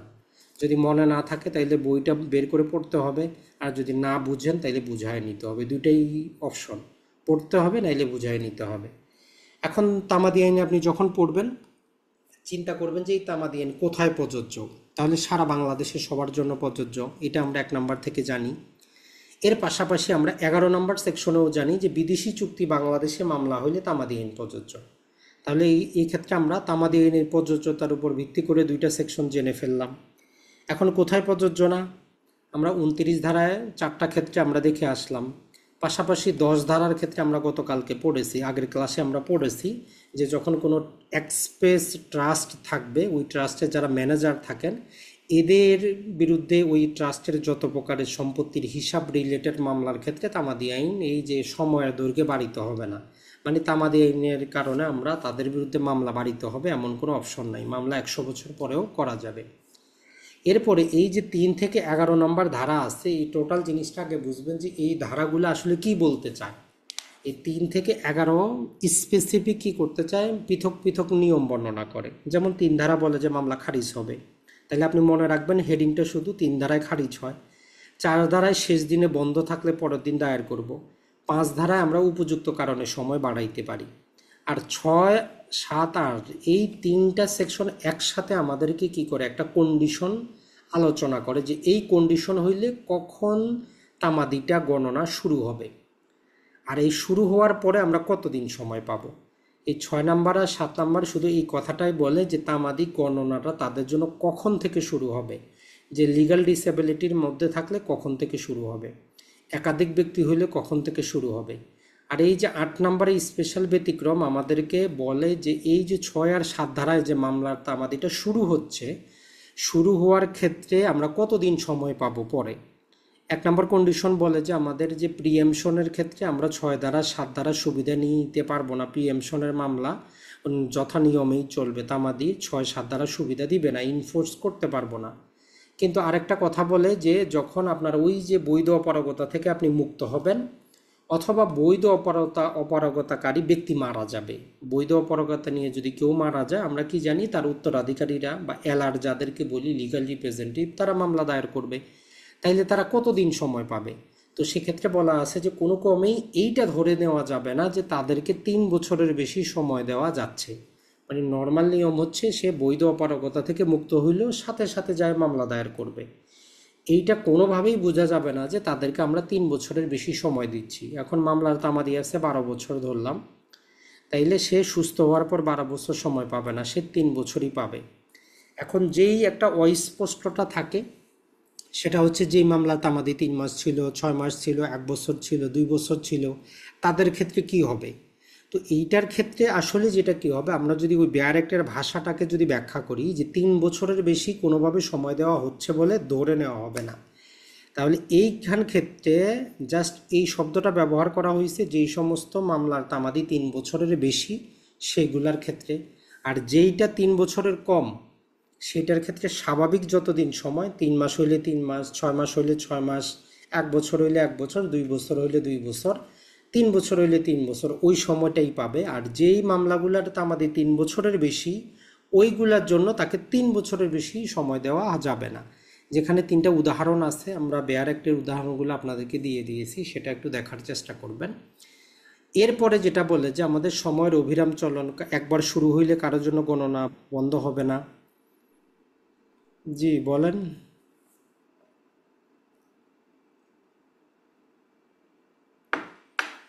আনমিউট করেন, বলেন। সরি। জড়বুদ্ধি সম্পন্ন জমিদার প্রজা থেকে যে দখল পুনরুদ্ধারের একটা আছে, উদাহরণ আছে 8 ধারাতে। তো সেই ক্ষেত্রে তাহলে আমাদের সময় কতদিন হবে? তো সে কি দেখেন এইখানে 12 বছর? ঠিক আছে, ওইটা উদাহরণটাই দিয়ে দিচ্ছি, উদাহরণটা বুঝাই দিই, এখানে উদাহরণটায় দেওয়া আছে, সমস্যা নাই, তাইলে আপনার জন্য ইজি হবে যে জিনিসটা। জাস্ট আমরা যদি দেই 6 নম্বরের উদাহরণগুলো আমরা অ্যাড করা আছে। এই যে 6 নম্বর ধারার মধ্যে বৈধ অপারগতার জন্য আপনার বেয়ার একটা 3টা উদাহরণ দিয়ে আপনার এই 3টা কন্ডিশন বুঝাইছে। একটা কন্ডিশন কি ছিল আমরা সেই ক্ষেত্রে জানি যে প্রথমটা বলতেছে যে একটা নৌকার ভাড়ার জন্য মামলা করার অধিকার লাভ করে এ নামক ব্যক্তি, এ একজন নাবালক, সে একটা অধিকার পাইছে যে একটা নৌকা ভাড়া সে উদ্ধার করতে পারবে, এরকম তার একটা অধিকার অর্জিত হয়েছে। তিনি অধিকার অর্জনের 4 বছর পরে সাবালক হন। তো নর্মালি আমরা বলতে পারি মানে 12 বছরে সে অধিকারটা পাইছিল, সে 4 বছর পরে, সরি 14 বছর হবে, তাহলে 14 বছরে সে অধিকারটা পাইছে, সে 4 বছর পরে মানে 4 বছর পরে 18 বছর হইল, তাহলে 4 বছর পরে সে প্রাপ্তবয়স্ক হয়। এখন তিনি প্রাপ্তবয়স্ক হওয়ার তারিখ থেকে যে কোনো সময় মামলাটি দায়ের করতে পারেন। এটা হচ্ছে জাস্ট আমাদের 6 নাম্বার সেকশনগুলো যেটা বলে, এটা বলে না যে আপনি কত দিনের মধ্যে পরবর্তীতে করতে পারবেন, জাস্ট আপনারা আভাস দেয় যে আপনি যখন প্রাপ্তবয়স্ক হবেন তখন আপনি মামলা দায়ের করবেন। 6 নাম্বার এবং 7 নাম্বারের যতগুলো উদাহরণ আছে প্রতিটার মধ্যে আপনারা কখনো সময়সীমা বলে না, বলে যে যখন আপনি ডিসেবিলিটি থেকে মুক্ত হবেন তখন মামলা দায়ের করতে পারবেন। এখন এই মামলাটা সে কি করছে, 4 বছর পরে সে প্রাপ্তবয়স্ক হয়েছে, এইটা এখন কত দিনের মধ্যে পারবে, এটার জন্য এখন 8 ধারা আমাদেরকে মিলিয়ে পড়তে হবে। 8 ধারায়ও 3টার মতো উদাহরণ দেওয়া আছে। এখন এই 6 নাম্বারের এটাই যদি আমরা নেই, তাহলে স্বাভাবিকভাবে তার কাছে 12 বছর সময় ছিল, 12 বছরের মধ্যে সে কি করতে পারবে, মামলা দায়ের করতে পারবে। 4 বছর সময় তার চলে গেছে কি নাবালকত্বের মধ্যে। এখন স্বাভাবিক অর্ডিনারি কোর্স আমরা যদি হিসাব করি তাইলে আরও 8 বছর তার সময় থাকার কথা মামলা দায়ের করার। কিন্তু যখনই আমরা এই 6 ধারাকে ওই যে বিশেষ ব্যতিক্রম 8 ধারার সাথে আমরা কি করব, কম্বাইন করে নিব এবং নিতেই হবে, কিছু করার নাই, তখন আর উনি 8 বছর সময় পাবেন না, উনি এখানে 3 বছরই সময় পাবেন যেদিন থেকে উনি সুস্থ হইলেন। তাহলে তার নর্মাল সময় ছিল 8 বছর, কিন্তু উনি এই যে 6 ধারার যে ডিসেবিলিটির মধ্যে পড়ার কারণে 8 ধারায় শর্ত দিচ্ছে যে তাকে আমরা বেশি সময় দিব না, উনি সময় পাবেন মাত্র কয় বছর, জাস্ট এই যে 3 বছর সময় পাবেন, 8 বছরটা কিন্তু পাবেন না। একই রকমভাবে এই 6 নাম্বারের মধ্যেও যদি আমরা দেখি যে নাবালক অবস্থায় একটা মামলা করার অধিকার পায় এবং এই নাবালক থেকে ভালো হওয়ার আগে আবার পাগল হয়ে যায়, মানে একটা ডিসেবিলিটি শেষ হওয়ার আগে আরেকটা ডিসেবিলিটি আসে। তো আইন বলতেছে যে যখন 2টা থেকে যখন ভালো হবে তখন সে যখন সুস্থ হবে তখন মামলা দায়ের করতে পারবে। কত দিনের মধ্যে করতে পারবে, তখন আমরা 8 ধারাটা যুক্ত করব যে যে কন্ডিশন আসে। এরপরে যদি 3 নম্বর আমরা উদাহরণটা দেখি, সেটা বলতেছে যে এক্স নাবালক অবস্থায় মামলা করার অধিকার লাভ করে কিন্তু প্রাপ্তবয়স্ক হওয়ার আগেই সে মারা যায়, মানে ডিসেবিলিটি নিয়েই মারা যায়। 6 ধারায় 3টা কন্ডিশন আছে, ওই 3টা কন্ডিশনের 3টা উদাহরণ দেওয়া আছে। কিন্তু এক্স প্রাপ্তবয়স্ক হওয়ার আগেই মারা যায় এবং তার উত্তরাধিকারী হয় পুত্র ওয়াই, সেও নাবালক। তো এক্ষেত্রে বলতেছে ওয়াই এর প্রাপ্তবয়স্ক যখন হবে সেদিন থেকে তার বিরুদ্ধে তামাদি গণনা শুরু হবে। তার মানে 6 ধারার যে 3টা উদাহরণ, এই 3টা উদাহরণ শুধু এতটুকু আপনাকে বর্ণনা করে যে কখন থেকে তামাদি গণনাটা শুরু হবে। একই রকম 7 ধারায় 2টা উদাহরণ দেওয়া আছে। তো এইটাও জাস্ট আপনাকে এইটাই বলে যে কখন থেকে মামলা তার বিরুদ্ধে তামাদি গণনা আমরা শুরু করব। যেমন ক নাম্বার বলে যে এ কি করছিল, একটা ফার্ম থেকে যেখানে বি সি ডি 3জন মালিক, তাদের কাছ থেকে টাকা পয়সা হয়তো হাওলাত নিছে, ঋণ নিছে, এরকম কিছু হইতে পারে। এবং এই 3জনের মধ্যে যারা একটা ফার্মের মালিক, বি হচ্ছে একজন পাগল ব্যক্তি, সি হচ্ছে একজন অপ্রাপ্তবয়স্ক, আর ডি একমাত্র যে যোগ্য ব্যক্তি, সুস্থ ব্যক্তি। এবং এ কি করতে পারে, বাকি 2জনের অনুমতি ছাড়াই যে কোনো প্রকারের লাইবিলিটি ডিসচার্জ করার তার ক্ষমতা আছে। তাহলে বলতেছে যে এদের সবার জন্য তামাদি গণনা চলবে। আর দ্বিতীয় উদাহরণে বলে যে একই রকম ফার্ম যদি আমরা ধরি, একই রকমভাবে যদি এই এ নামক ব্যক্তি তাদের কাছ থেকে টাকা পয়সা নিয়েছে, তো এক্ষেত্রে যে ই অ্যাপ 2জনই পাগল এবং জি হচ্ছে অপ্রাপ্তবয়স্ক, তাহলে বলতেছে যে যেহেতু 3জনই লিগাল ডিসেবিলিটির মধ্যে আছে, তাহলে যখন তারা সবাই কি হবে, ডিসেবিলিটি মুক্ত হবে, অথবা যে কোনো একজন ডিসেবিলিটি মুক্ত হয়ে বাকিদের পক্ষে যদি কাজ করার ক্ষমতা অর্জন করে, তাহলে তাদের বিরুদ্ধে তামাদি গণনা শুরু হবে।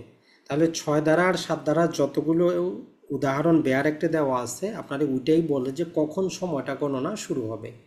এখন ৮ ধারা বলে যে কতদিন সময় পাবে ডিসেবিলিটি থেকে মুক্ত হওয়ার। প্রথম অংশে ৮ ধারার বেয়ার একটা বলে যে এই যে ৬ ধারা ৭ ধারার কোনো কিছুই আমরা যদি অগ্রকয়ের মামলা দায়েরের ক্ষেত্রে যদি প্রয়োগ করতে চাই, প্রয়োগ করা যাবে না। অগ্রকয়ের মামলা স্বাভাবিক নিয়মেই চলবে। তবে অন্যান্য ক্ষেত্রে বলতেছে, যেটা ক নাম্বার উদাহরণ দেখেন, এ নামক একজন ব্যক্তি সে কি করলো, একটা উত্তরাধিকারী সূত্রে, লেগেসি সূত্রে সে একটা মামলা করার অধিকার লাভ করছে তার নাবালক অবস্থায়। একজন ব্যক্তির নাবালক থাকতেই একটা অধিকার পাইছে। সে ১১ বছর পরে প্রাপ্তবয়স্ক হয়, অর্থাৎ সে অধিকারটা পাওয়ার ১১ বছর পরে প্রাপ্তবয়স্ক হয়। তাহলে সাধারণ আইন অনুযায়ী তার কেবল ১ বছর বাকি থাকে। নর্মালি আমরা কি জানি, এই যে উত্তরাধিকারী সূত্রে লেগেসিগুলো আছে, সেটা বংশগত পদ বলেন বা দখল উদ্ধার বলেন, ১২ বছর সময় পাওয়া যায় মামলা দায়ের করার। এখন ওই ব্যক্তি ১১ বছরই নাবালক ছিল। এখন স্বাভাবিক নিয়মে যদি আমরা হিসাব করি, তাইলে তার হাতে ১ বছর সময় থাকার কথা মামলা দায়ের করার। কিন্তু যখন আমরা এই ৬ ধারাকে ৮ ধারার সাথে কম্বাইন করব, মিলিয়ে পড়ব, তখন আইন বলতেছে যে সে প্রাপ্তবয়স্ক হওয়ার তারিখ থেকে ৩ বছরের মধ্যে মামলা দায়ের করতে পারবে। তার মানে তার সময়টা বেড়ে গেছে। ১ নম্বর উদাহরণ দেখায় যে সে ১ বছর সময় পাইতো স্বাভাবিক নিয়মে, কিন্তু এখন সময় পাচ্ছে আরও ২ বছর বেশি। তার মানে নাবালক যখন সাবালক হয়, সাবালক হওয়ার ৩ বছরের মধ্যে সে মামলা দায়ের করতে পারবে। ২ নম্বর উদাহরণ আমাদেরকে বলে যে সময়টা কমে যাবে। একই রকম একটা হেরিডিটি অফিস বংশগত পদ উদ্ধার করার অধিকার লাভ করে, এবং তখন সে পাগল ছিল। একজন পাগল অবস্থায় একটা অধিকার পাইছে। এখন অধিকার সৃষ্টির ৬ বছর পরে সে সুস্থ হয়েছে। সাধারণ আইন অনুযায়ী এর উন্মাদনা মানে পাগল শেষ হওয়ার তারিখ থেকে ৬ বছরের মধ্যে সে মামলা দায়ের করতে পারবে। কিন্তু যখন আমরা কি করব, এই ৬ ধারাটাকে ৮ ধারার সাথে যেহেতু মিলিয়ে পড়তে হবে, ৮ ধারা বলে যে কোনো ক্রমেই ৩ বছরের বেশি তারে আমরা সময় দিচ্ছি বলে ধরে নেওয়া যাবে না। তার মানে যেহেতু সাধারণ আইন অনুযায়ী ৬ বছর আছে, কিন্তু ৮ ধারার কন্ডিশন হচ্ছে কি, উনি ৩ বছরের বেশি সময় পাবেন না, যদিও স্বাভাবিকভাবে উনি সময় পাইতেন ৬ বছর। শেষের উদাহরণটা যদি আমরা দেখি, যে একজন ভাড়াটিয়ার কাছ থেকে জমির দখল উদ্ধার করার জন্য জমির মালিক হিসাবে অধিকার অর্জন করে এই যে ভাড়াটিয়ার কাছ থেকে জমি উদ্ধারের দখল মামলাও কিন্তু ১২ বছর তামাদি, আমরা তামাদির শিডিউলে পাবো। এখন বলতেছে যে এই সময় সে কি ছিল, জড়বুদ্ধি সম্পন্ন ছিল, ইডিয়ট ব্যক্তি ছিল। তো অধিকার সৃষ্টির ৩ বছর পরে সে মারা যায়। সে অধিকার অর্জন করছে, অর্জন করার ৩ বছর পরে সে মারা গেছে। এখন ৮ নম্বরের ওই বেয়ার একটা যদি আমরা পড়ি, ওখানে ৩টার মতো কন্ডিশন আছে। একটা হচ্ছে অগ্রকয়ের ক্ষেত্রে প্রযোজ্য হবে না, আর দ্বিতীয় কন্ডিশনের ক্ষেত্রে বলতেছে যে যখন ওই ডিসেবিলিটি থেকে মুক্ত হবে অথবা ডিসেবিলিটি অবস্থায় সে মারা যাবে। দুইটা জিনিস আছে কিন্তু, ডিসেবিলিটি থেকে মুক্ত হওয়া অথবা ডিসেবিলিটি অবস্থায় যদি মারা যায়। যেই কন্ডিশনটা এখানে দেওয়া হচ্ছে যে অধিকার সৃষ্টির ৩ বছর পরে সে ডিসেবিলিটি অবস্থায় মারা গেছে, পাগল অবস্থায় মারা গেছে, তাহলে মৃত্যুর আগ পর্যন্ত তার যেই এই অক্ষমতা কিন্তু ছিল। সাধারণ আইন অনুযায়ী এর মৃত্যুর তারিখ থেকে এর যারা রিপ্রেজেন্টেটিভ থাকবে, এলার থাকবে, এরা ৯ বছর সময় পাওয়ার কথা, যেহেতু মূল তামাদি ১২ বছর। এই ১২ বছরের মধ্যে ৩ বছরই অতিবাহিত হয়েছে, তারপরে সে মারা গেছে। এখন স্বাভাবিক নিয়মে আরও ৯ বছর সময় পাওয়ার কথা তার এলাররা, কিন্তু বলতেছে যে না, তার এলাররা শুধুমাত্র কি পাবে, সময় পাবে ৩ বছরই সময় পাবে। এই ৩ বছরের মধ্যে মামলা দায়ের করতে হবে। যদি না আবার কি, তার এলাররা যদি আবার ডিসেবিলিটির মধ্যে থাকে তাইলে ভিন্ন জিনিস। আর যদি ডিসেবিলিটির মধ্যে না থাকে, যদি সুস্থ থাকে, মামলা করার যোগ্য হয়, তাহলে তারা মাত্র ৩ বছরই সময় পাবে। তো এইটাই হচ্ছে মূল জিনিস। এখন বুঝতে পারছেন কিনা, না এখনো? ভাইয়া তাহলে এইখানে যে ৬ বছর ৯ বছরের মানে দুইটা উদাহরণ অনুযায়ী বলা আছে, এখানে যেটাই বলা থাক না কেন, ব্যতিক্রমের বিষয়টা এখানে এটা যে ৩ বছরের মধ্যেই করতে হবে, তাই তো? হ্যাঁ, ওইটাই হচ্ছে কথা। মানে তার মানে আমাদের ৬ ধারাকে ৮ ধারার অনুযায়ী বুঝতে হবে যে আপনার স্বাভাবিকভাবে যদিও ৬ বছর বা ৯ বছর ছিল, কিন্তু যেহেতু আমাদের ৮ ধারার কন্ডিশন হচ্ছে ডিসেবিলিটি থেকে মুক্ত হইলে আমরা ম্যাক্সিমাম ৩ বছর পাবো, অথবা ওই ডিসেবিলিটি অবস্থায় মারা গেলে ৩ বছর পাবো। দুইটা শব্দই আছে, ডিসেবিলিটি থেকে মুক্ত হইলে অথবা ব্যক্তি ডিসেবল অবস্থায় যদি মারা যায়, তাইলে পরবর্তীতে তার উত্তরাধিকারীরা যদি কোনো প্রকার ডিসেবিলিটির মধ্যে না থাকে, মানে তারা হয়তো কেউ নাবালক না, কেউ ও পাগল না, তাইলে ওই 3 বছরই সময় পাবে, চাই তামাদি সেখানে 30 বছর থাক আর 60 বছর থাক, ওটা কোনো দেখার বিষয় না। জি। ভাইয়া তাইলে এই যে লাস্টের যে উদাহরণটা ওইটার যে অনুচ্ছেদ 139, 139-এ যে কথাটা বলছে যে জমিদার কর্তৃক প্রজার কাছ থেকে হতে দখল পুনরুদ্ধারের দায়েরকৃত মামলার সময়সীমা হচ্ছে 12 বছর। হুম। তো এই কথাটা তো সেমটাই লেখা আছে, না তাহলে না, এখানে শুধু এখন 3 বছর আমরা একটা পাবে জিনিস ওখানে? ভুল করি, একটা জিনিস ভুল করি, তামাদি আইনের প্রথম শিডিউলে 3টা কিন্তু কলাম আছে, এটা তো লক্ষ্য করছেন নাকি? তামাদি আইনের প্রথম শিডিউলে 3টা কলাম আছে, তাই না? 1 নম্বরে আপনার অনুচ্ছেদ নাম্বার দেয়, যে এখানে ধরেন যে অনুচ্ছেদ। 2 নম্বরে দেয় আপনার যে পিরিয়ড অফ লিমিটেশন। 3 নম্বরে কিন্তু একটা জিনিস আছে যেটা আজ পর্যন্ত কেউ কোনোদিন পড়েন নাই। 3 নম্বরে বলে যে কখন থেকে গণনা শুরু হবে। 3 নম্বরটা কি পড়ছেন? 3 নম্বরে যে কলামটা দেওয়া আছে, ওই 3 নম্বর কলামটা পড়েন, ওইখানে দেওয়া আছে যে কখন থেকে তামাদি গণনা শুরু হবে। তার মানে প্রথম তফসিল আমরা যেই পড়ার সময় আমরা ভালো করে পড়ি না। 3 নম্বরটা হচ্ছে সবচেয়ে গুরুত্বপূর্ণ। 3 নম্বরে বলে যে ওই যে 12 বছর কখন থেকে কন্টিনিউ করা হবে। 12 বছর তো স্বাভাবিক পিরিয়ডটা দেওয়া আছে, যে জমিদার কর্তৃক সে যদি প্রজার কাছ থেকে দখল উদ্ধার করতে চায়, তাহলে সে কি করবে? 12 বছরের মধ্যে উদ্ধার করবে, তো এটা জেনারেল নিয়ম। এখন ধরেন যে ওই জমিদার যখন অধিকার পাইলো তখন সে কি ছিল? হয়তো পাগল ছিল, পাগল অবস্থায় সে মারা গেছে। এখন যদি তার পরবর্তী প্রজন্ম এলার কেউ মামলা করতে চায়, তাইলে সে ম্যাক্সিমাম 3 বছরই সময় পাবে, ওই 12 বছর সময় পাবে না। মানে দুইটা কিন্তু পৃথক জিনিস। এইটা হচ্ছে যে পিরিয়ড অফ লিমিটেশন যেটা দেওয়া আছে, ওইটা হচ্ছে যে স্ট্যান্ডার্ড এত সময়। আর আমরা এখানে পড়লাম যে ব্যক্তি যদি ডিসেবিলিটির মধ্যে আসে তখন ওই সময় থেকে কমে যাবে। এটা বুঝতে পারছেন কিনা? স্যার 9/11 ক্ষেত্রে কি হবে? যখন 6 মাস জি থাকবে তখন ভাইয়া সে কি তিন বুঝছি। বছর হবে না 6 মাসই থাকবে? তিন না, বছর যে পাবে স্যার। হ্যাঁ, ওইটা আমরা আজকে কিন্তু আপনাদের বুঝাইলাম। বেয়ার একটা ইংরেজিটা আপনাদের এখানে আছে কিনা দেখি, জাস্ট একটু দেখার চেষ্টা করি। আমরা একটু ওইটা বললাম যে ওইখানে তারা এমনভাবে জিনিসটা দিচ্ছে, আমাদের এখানে স্পষ্টভাবে দেওয়া হয় না। আমাদের পাশের দেশ ভারতে তারা আইনের মধ্যে সংশোধন আনে, ওইখানে একটা প্যারা দিয়ে উল্লেখ করে দিচ্ছে যে 3 বছরের কম হইলে মূল মামলার যে তামাদি সেটাই থাকবে। তো আমরা এখানে যে জিনিসটা ব্যবহার করছে, একটু আমরা ক্রিটিক্যালি যদি পড়ি তাহলে বুঝতে পারবো। মূল কথাটা হচ্ছে তারা বলে নাই যে, তারা জাস্ট এটা বলছে যে কোনোভাবেই এটা ধরে নেওয়া যাবে না যে আমরা 3 বছরের বেশি তাদেরকে সময় দিচ্ছি। তো এখন কথা হচ্ছে যেটার 2 বছর পর্যন্ত সময় আছে, তাইলে সেটা কি 3 বছর হবে কিনা? তো মূল কথাটা হচ্ছে যে না, সেটাও 3 বছরে যাবে না। 3 বছর বা 3 বছরের কমে যেই সমস্ত তামাদি আছে ওইটা ওই সময়ই থাকবে। কারণ 6 দ্বারা শুধু এতটুকু কথা বলছে যে কখন সে মামলা দায়ের করতে পারবে, যখন তার ডিসেবিলিটি মুক্ত হবে তখন সময় গণনা শুরু হবে। এখন সময় গণনা শুরু হইলে তার তামাদি কতদিন? ধরেন যে সেখানে আছে 1 বছর, তো তাইলে 1 বছর হবে, কিছু তো করার নাই। 8 ধারা শুধু বলছে যে আমরা তাদের 3 বছরের বেশি সময় দিব না। এখানে যদি জাস্ট আমরা ইংরেজিটা একটু দেখার চেষ্টা করি, প্রথমে আমাদেরকে বলতেছে যে nothing in section 6 or section 7, 6 আর 7 ধারায় অ্যাপ্লাই হবে না কোনো কি করার জন্য, অগ্রকয়ের মামলা দায়ের করার জন্য। এই পর্যন্ত কথা ক্লিয়ার। তারপরে বলতেছে যে অথবা শেল বি ডিম, এইটা ধরে নেওয়া কি করা যাবে না, এটা shall be deemed to extend, এটা আমরা ধরে নিব না। Shall be deemed to extend for more than 3 years from the, তার ডিসেবিলিটি মুক্ত হওয়ার থেকে, অথবা তার ওই ব্যক্তি এফেক্টেড ব্যক্তি মারা যাওয়ার।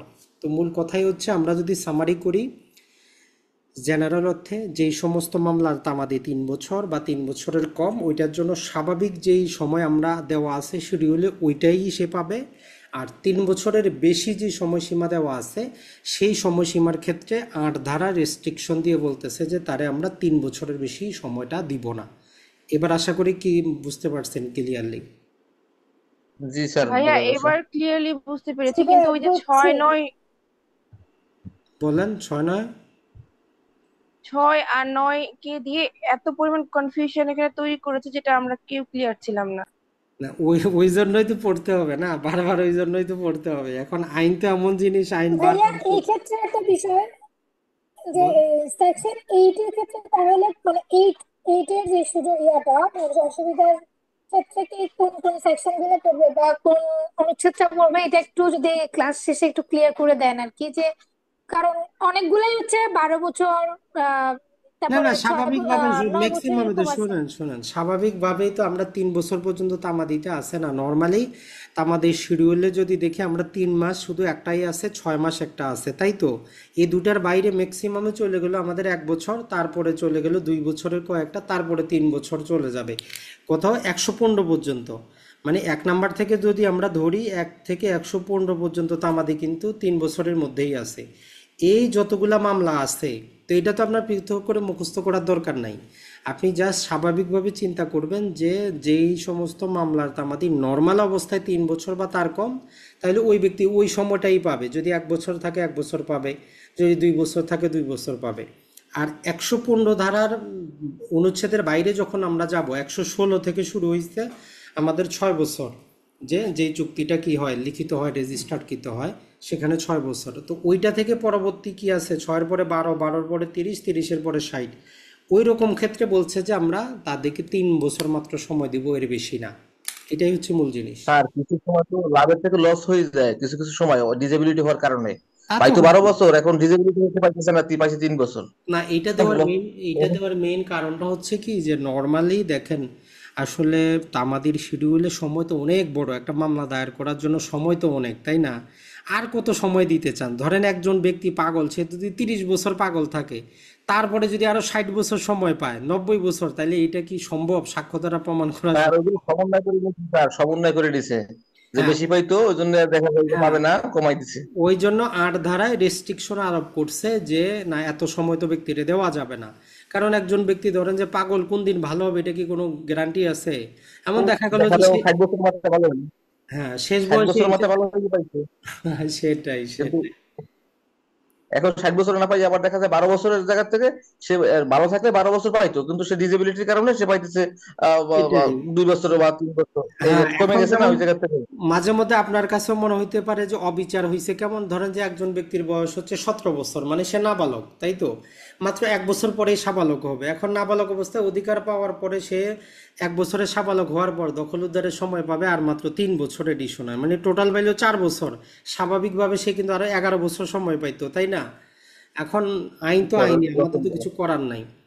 তো যাই হোক, আমরা এখন জাস্ট আপনাদেরকে 1 নাম্বার সেকশন থেকে নিয়ে 29টা আরেকবার বলার চেষ্টা করব। যদি আপনার কোনো কনফিউশন থাকে বলবেন যে এটা বুঝেন নাই। কারণ হচ্ছে যে আপনি সেকশনটা যেভাবে পড়বেন, আমরা আবার বলবো, প্রথমে শুধু হেডিংটা মুখস্থ করার চেষ্টা করবেন যারা এমসিকিউর প্রস্তুতি নিচ্ছেন। প্রথমে বিস্তারিত ডিটেলেরটা মাথায় থাকবে না, তো এর জন্য আগে 1 থেকে 29-এর হেডিংটা মাথায় নেবেন। 3-এ কি হয়? 3 নাম্বারে হচ্ছে যে আমাদের মামলাটা খারিজ হয়। 3-এ জাস্ট মনে রাখবেন মামলা খারিজ হয়। 4-এ কি হয়? আদালত বন্ধ থাকলে পরের দিন দায়ের করা যায়। 5-এ কি হয়? যে উপযুক্ত কারণ দেখাইলে সময়টা হয়তো আদালত বর্ধিত করে দিতে পারে। 6-এ কি হয়? লিগ্যাল ডিসেবিলিটি, 3 ধরনের ব্যক্তি থাকে, এরা যখন সুস্থ হবে তখন মামলা দায়ের করবে। 7-এ হচ্ছে একাধিক ব্যক্তির ডিসেবিলিটি হইলে যখন মুক্ত হবে অথবা যে কোনো একজন যদি মুক্ত হয় মামলা দায়ের করবে। 8-এ বলতেছে যে স্পেশাল কন্ডিশন প্রিএমশনের ক্ষেত্রে অথবা 3 বছরের বেশি সময় পাবে না। 9 নাম্বারে সময়ের অবিরাম চলন, তবে কন্ডিশন হচ্ছে শুধু একজনের জন্য বন্ধ থাকবে। আর 10-এ হচ্ছে যে যেই এক্সপ্রেস ট্রাস্টি, মানে যাদেরকে প্রকাশ্যভাবে যে সম্পত্তিটা কোনো ট্রাস্টে দেওয়া হয়েছে, ওইটার হিসাব নিকাশের ক্ষেত্রে যদি আমরা মামলা দায়ের করতে চাই ম্যানেজারের বিরুদ্ধে, তাহলে যে কোনো সময় করতে পারবো। আর বিদেশি চুক্তি বাংলাদেশে মামলা দায়ের হইলে তামাদি আইন প্রযোজ্য। আর 12-তে বলে যে লিগ্যাল কার্যধারায় যে সময় ব্যয় করব ওইটা আমরা কি করতে পারবো, বাদ দিতে পারবো। 13-তে বলে বিবাদী বিদেশে থাকলে ওই সময় বাদ দিতে পারবো। 14-তে বলে যে ভুল আদালতে যতদিন মামলা চলবে ওইটা বাদ দিতে পারবো। 15-তে বলে যে আদালতের কার্যক্রম যতদিন স্থগিত থাকবে ওই সময়টা বাদ দিব। 16-তে বলে যে সেল এক্সিকিউশন, ডিক্রি জারিতে বিক্রয় রোধের যে সময়টা ব্যয় হবে সেটা বাদ দিতে পারবো। 17-তে বলে যে যদি কেউ অধিকার অর্জনের পূর্বে মারা যায় তখন তার উত্তরাধিকারীরা যখন যোগ্য হবে তখন মামলা দায়ের তারা করতে পারবে। প্রতারণা হইলে, যে প্রতারণার বিষয় আপনি জানেনই না, তার মানে আপনার বিরুদ্ধে তামাদি গণনা শুরু হবে না। এখন আবার কি হচ্ছে যে কখন শুরু হবে আর হবে না ওইটা আলোচনা করতেছে। লিখিত প্রাপ্তি স্বীকার, আপনি যদি কাউকে কি করেন তামাদির সময়ের মধ্যে লিখিত আকারে কোনো প্রকার কিছু স্বীকার করেন তাইলে নতুন তামাদি শুরু হবে। যদি কাউকে ঋণের টাকা বা তার সুদ যদি কিছু বা আংশিক পরিশোধ করেন এবং সাথে একটা অ্যাকনলেজমেন্ট দেন, 2টা কন্ডিশন, টাকাও দিচ্ছেন আবার লিখিত কিছু আপনাকে দিতে হবে, এটা ছাড়া হবে না। তাহলে যখন ঋণ বা সুদের টাকা প্লাস কিছু আপনি কি করছেন লিখিত আকারে তাকে দিচ্ছেন, তখনই নতুন তামাদি শুরু হবে। আর এই যে লিখিত দেওয়াটা, এটা আমরা এই যে পার্সন আন্ডার ডিসেবিলিটি যদি থাকে, ডিউলি অথরাইজড এজেন্ট বলতে ওইখানে 3 ধরনের ব্যক্তি বোঝায়, ওইটা একটু মুখস্থ করে রাখবেন। সেটা হচ্ছে যে আপনার যে অভিভাবক আছে, কমিটি আছে, আর এদের ম্যানেজার আর এদের কর্তৃক নিযুক্ত যদি কোনো এজেন্ট হয়। আর সেখানে 4 ধরনের ব্যক্তিকে কি করবে না, ইনক্লুড করবে না, যেটা যে জয়েন্ট ঠিকাদার বা কন্ট্রাক্টর যারা আছে তাদেরকে সেখানে করবে না। জয়েন্ট পার্টনার একজনের স্বীকারোক্তি আরেকজনের জন্য চলবে না। এর পাশাপাশি সেখানে দেওয়া আছে জয়েন্ট মর্গেজি, একজনেরটা আরেকজনের চলবে না। এবং উইলকে কার্যকর করার জন্য যে নির্বাহক থাকে, এক্সিকিউটর থাকে, এদের একজনেরটা আরেকজনের জন্য প্রযোজ্য হবে না। এরপরে 22-এ সহজে মনে রাখবেন, বাদী বিবাদী যারা যেই দিন যেই মামলা যুক্ত করবেন তার জন্য সেই দিন থেকে তামাদি হিসাব করব। 23-এ বলে যে যদি অবিরাম চুক্তি ভঙ্গ হয়, অবিরাম কজ অফ অ্যাকশন হবে, অবিরাম নতুন তামাদি শুরু হবে। আর 24-এ বলে যে বিশেষ ক্ষতির জন্য যদি আপনি ক্ষতিপূরণ মামলা দায়ের করতে চান, তাহলে যতদিন পর্যন্ত বিশেষ ক্ষতিটা না হবে তামাদি গণনা শুরু হবে না। আর 25 বলে যে দলিলপত্রের মধ্যে যদি কোনো প্রকার সময়সীমা, দিন, তারিখ থাকে, এগুলো সব অবস্থা আমরা গ্রেগরীয় ক্যালেন্ডার মানে ইংলিশ ক্যালেন্ডার, ব্রিটিশ ক্যালেন্ডার অনুসরণ করব। আর 26-এ বলে যে সুখাধিকার 20 বছর বা 60 বছর হইলে অর্জিত হবে, তবে বিনা বাধায় অনুমতি ছাড়া আমরা প্রকাশ্যরূপে শান্তিপূর্ণভাবে ব্যবহার করতে হবে। আর 27-এ বলে যখন আমরা এই যে সুখাধিকার হিসাব করব, ওই জমিটাতে যদি কারো কোনো লাইফ ইন্টারেস্ট থাকে অথবা 3 বছরের বেশি ইজারা থাকে, ওই সময়টা আমরা বাদ দিব। আর 28-এ বলে সময় মতো মামলা দায়ের না করলে দখল উদ্ধার, মুভেবল হোক বা ইমুভেবল হোক, ওর অধিকারটা নষ্ট হয়ে যাবে। 29-এ বলে 4টা জিনিস চুক্তি আইনের 25 ধারায় তামাদি আইন প্রযোজ্য না, বিশেষ আইনের বিশেষ তামাদি প্রযোজ্য, তবে 3 ধারা সর্বাবস্থায় প্রযোজ্য, 4, 9 থেকে নিয়ে 18 এবং 22 যদি লেখা থাকে যে প্রযোজ্য হবে না তবেই প্রযোজ্য নয়, না হলে প্রযোজ্য হবে। বাকি ধারাগুলো সর্বাবস্থায় প্রযোজ্য না। আর ডিভোর্স অ্যাক্টের ক্ষেত্রে তামাদি আইন প্রযোজ্য না, এবং যদি সুখাধিকার আইন চালু থাকে তাহলে 26, 27 এবং ডেফিনিশনটা প্রযোজ্য হবে না। তো এই ছিল টোটাল আমাদের তামাদি আইনের ধারার অংশ। আমরা মোটামুটি 3টা ক্লাসে শেষ করেছি আপনাদের জন্য। তো এই ক্লাসটা করার